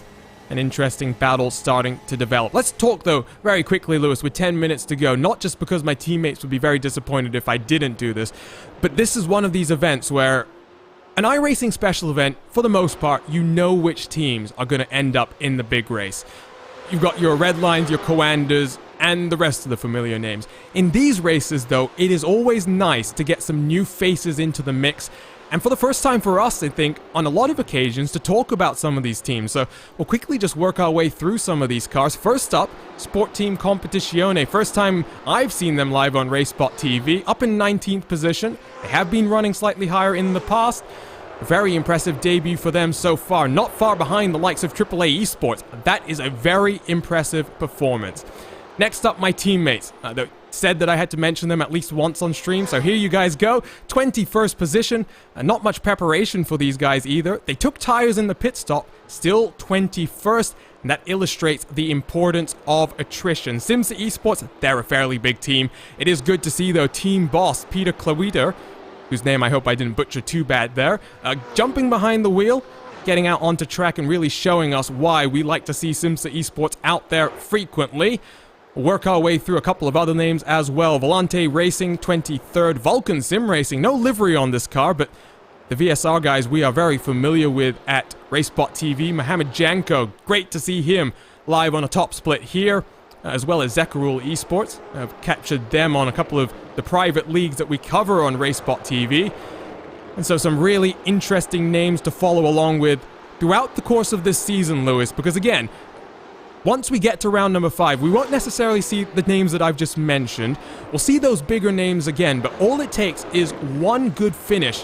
One car to finish in P2, P3, P4, P5, and you get invited to the season finale and that race that pays out 2 different tickets to Munich. Yeah, this is the kind of event and stuff where if you're one of those smaller teams, it really catapults you right up into the top lot. We're seeing this battle between Kova and R8G, 4th position. A lot of pressure being applied by the R8G car on the back of the 707 Kova 1. There could be a move into the Casio Triangle, although that lift into 130R was a little bit too much. Of all of those teams that you were going through, a bit of a shout out to Volante, who the owner of that team, Carter McColeman, been running things various places in sim racing and sort of joining with other teams and running it with a couple of other people now. Good to see that team sort of appearing in splits and races like this. Like I say, for those kind of teams, it's their moments to sort of shine in the sun and be a part of this ducking and weaving over the circuit. Good defense from Kova, and R8G absolutely no way through at the moment. That was very, very strong defense from Kova. You're not coming down my inside no matter what you think. And with 6 minutes to go, I think this will be fun to watch all the way till the end. This is the type of stuff that we've seen up and down through the field as well. Passing has been difficult, Lewis, but these cars and these drivers, the best sim racers in the world, they've gone out there and they've tried to throw everything they can at one another.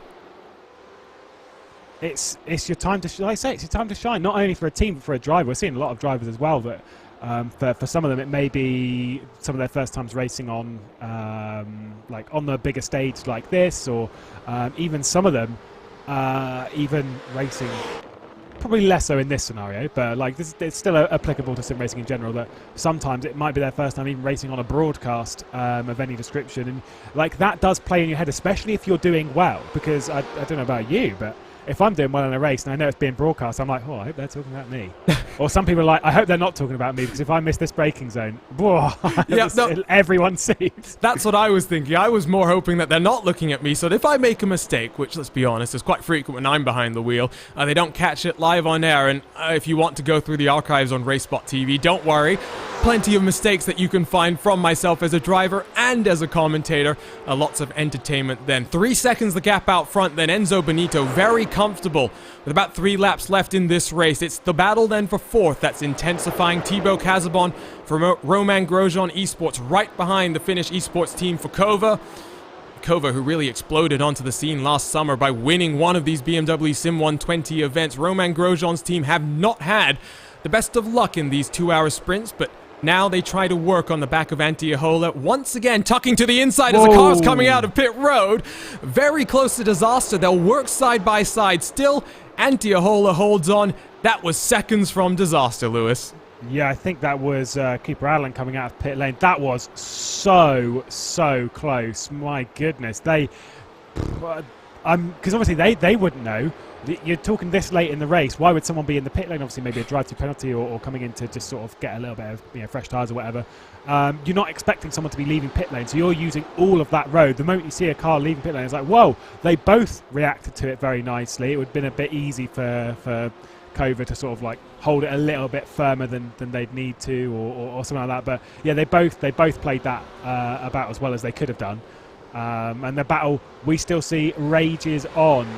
It is aggressive defence from Antiohola, but it's sort of all within reason at the moment. Casabon not able to get through for R8G. Kova, I believe, are a esports team that take part in various places across esports, not just in sim racing. So it's great to have them here. And like you say, they've really burst onto the scene, as quite a few teams have, including, realistically, let's be honest, even though the last year, the one just behind being R8G. Well, I didn't mention them in that equation because R8G, AAA. Yeah. There's a slippery, wobbly slope there. Of like, oh, well, how does that all work? Yep, but very much so, and they've really signed up some of the biggest names as well. The who's who in sim racing. To the inside, Casabon didn't make that work, and Antiohola still very, very defensive on the entry into the Casio Triangle. 3 minutes left on our race clock then. Should be 2 laps in this race to go. Enzo Benito already working his way through the S's for the penultimate time.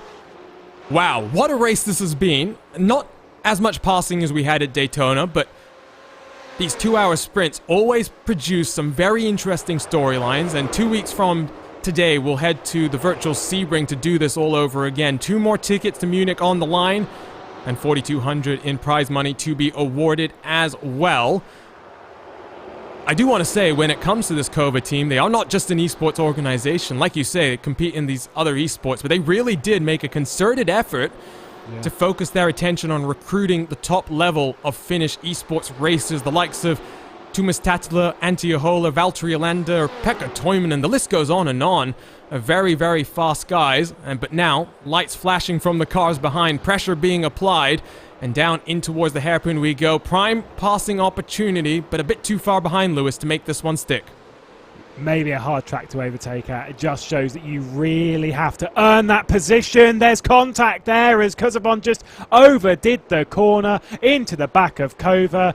The position goes the way of the number one, but that one will definitely be looked at. It's allowed the VRS Coanda of the 108 car through. That's Pash Gergis behind the wheel at the moment. It's allowed the other Kova car past as well. Ooh, just overdid it on the brakes there, did Kazabon, I think, and just tapped the rear right at the wrong point. We'll take a quick look at the replay, and I think you're right. Just tries to send it a little deep under brakes. Tries to apply the pressure as well, because, of course, you need to make sure you're sticking as close to the rear end as you can. We'll jump on board with Kazabon here and take a look at this onboard. It's unfortunate, and Race Control will take a look at this, and I do believe that if the position had been redressed, maybe Race Control would have taken a slightly more favorable look at it, but with Ahola losing a whole heap of positions, I'm expecting then some penalties to come down. White flag in the air then. Enzo Benito through the S's for the final time, and I'm really enjoying this renaissance for the likes of Benito. Not necessarily an iRacing specialist, but last few weekends on RaceSpotTV, Lewis, it's hard to say anything other than for him and Redline, driving perfection. And to be fair, at this kind of level, that is exactly what is required to take on a team like VRS Coanda. We know that Redline are a massive team. Same with Coanda, same with R8G, same with Williams and BS Competition. These are all massive teams, but I think for a lot of fans and stuff, when you kind of boil down like the two big teams, you take on Redline, you take on Coanda, and those two going toe to toe. When you're racing those kind of teams, it is the only thing that is good enough for a victory is complete perfection, and that's what we've seen a couple of times. And even with that sort of mistake in qualifying, where they started from 8th, it has been perfection in the actual race itself that has put these two in this position. It's fantastic stuff for Benito, fantastic stuff for Beneka, and we want to see more of this, please. And Redline wants to see more of their cars taking victory, because last year, no team was able to do the double quite like this, kicking it off in the best way possible. Gianni Vecchio, Jonas Wolmar, they've already punched tickets to Munich, but now Enzo Benito, Max Benecke, out of the final corner they come after 2 very interesting hours. They punch their ticket to Munich, and they'll claim $1,200 in prize money each. Salva Talons across the line then in second position. A very valiant effort from him and his teammate Alejandro Sanchez, but no might for the Redline machine.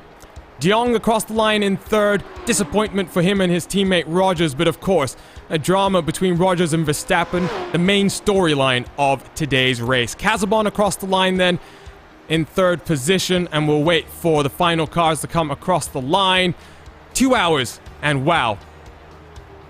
Can't wait to do this all over again in just 2 weeks' time when we head to the Sebring International Raceway. Because, Lewis, we didn't see as much passing as we maybe thought we might tonight. But Sebring, we know what that track can produce. And one day after the 12 hours of Sebring in the real world, it'll be great to send the sim racers out onto track. I think we were spoilt a little bit. The first round of the season at Daytona, you know what the high banks are like, you know what the racing's like around there. It's Slipstream City, and it allows for such fantastic racing. Suzuka is one of those tracks that's a bit harder to overtake at. We still saw some great stuff, quite a lot of incidents, mind, but you know that's kind of one of those things in the nature of such a circuit. Hopefully the reset button will be hit for some of these teams heading to a different venue. We'll have to wait and see how that one unfolds, because there's a lot of questions that we've been asked today that need answering from these drivers. I think social media might be the place to be in the next few moments. Reminder as well to keep involved with BMW using the hashtag BMW Sim throughout your sim activities, not just here in the BMW Sim GT Cup, but anything you do in virtual BMW Motorsport. All the cars have crossed the line then, let's go trackside and take a look at our final race results. Enzo Benito takes victory then by almost 4 seconds from MSI Esports and Sal Vitalins. Mitchell de Jong completes the podium from the Commander Team House in Germany, but Thibaut Casabon crossed the line in 4th. Disappointing end to them after that pit stop drama sends them down the running order. Past Gergis in 5th position for the second Commander car, and then Kova, 777, the 707, 6th and 7th respectively. Alexei Usiakala, Phil Denez, and Arthur LeHook round out the top 10. R8G Junior, very impressive result for the junior outfit there, up into 11th for them. Max Esterson finishes in 12th with an impressive charge through the field in the second stint. Zelensky in 13th, along with his teammate Mac Backham in 14th. Drag race to the line between Backham and Carlos Digas for Zenith Esports. Zenith coming home across the line in 15th with Kenny Rusin and a second AAA Esports car 16th and 17th. Team Anatolia, Sport Team Competition, another of the AAA Esports cars rounding out the top 20. Artifact Racing, the last car on the lead lap. The rest of the field, 1 lap down, and we will work our way through some very big names. Tony Kanaan and his teammate across the line in 29th position. But wow. After a lot of drama, 4 red line drivers have punched tickets to Munich in December. And Lewis, you saw just how entertaining that race was at Silverstone in December. Josh Rogers 3 wide at the final corner to take victory in that race. And wow, we are really getting ourselves geared up once again for another finale in December, where the best of the best will battle it out for BMW honours. It is a long road, and at the moment, VRS Commander seem to have control of qualifying, but it is Redline that have all of the talking points in the race. I have no doubt that, that the likes of Commander are going to be heading to that final. Absolutely, like they are such a strong team. We'll see them go from strength to strength as the season unfolds. It is a long year building up to one major event.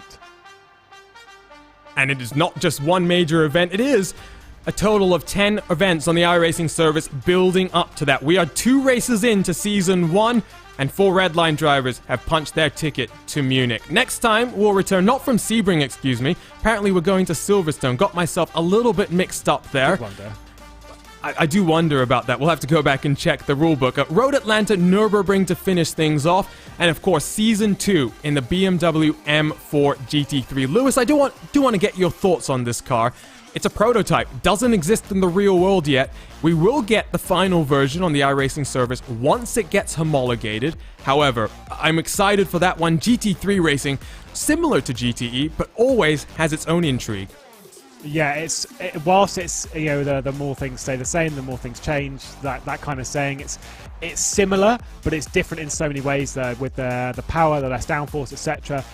One thing that I do know is that is a fun car. That was the car that we took around Bathurst. It is good fun to drive. I've taken it around Long Beach as well, and a couple of other places on the iRacing platform. It's a really, really good car, and I think it's fantastic to see it before it's homologated, to actually just get it in early, rather than having to wait that time and see how it is in the real world and then finally get to drive it. We get to be the first ones to actually take it around a racetrack in anger, and I love that.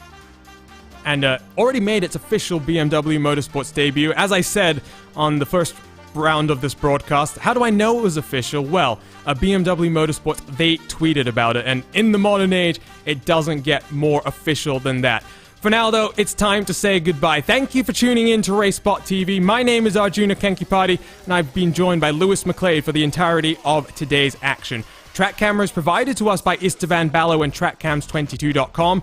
Live timing was available through our partners at timing71.org. We'll be back in a couple of weeks' time for continued coverage here in the BMW SIM GT Cup. But enjoy the rest of your weekend and stay tuned to RaceSpotTV for more virtual BMW Motorsports action.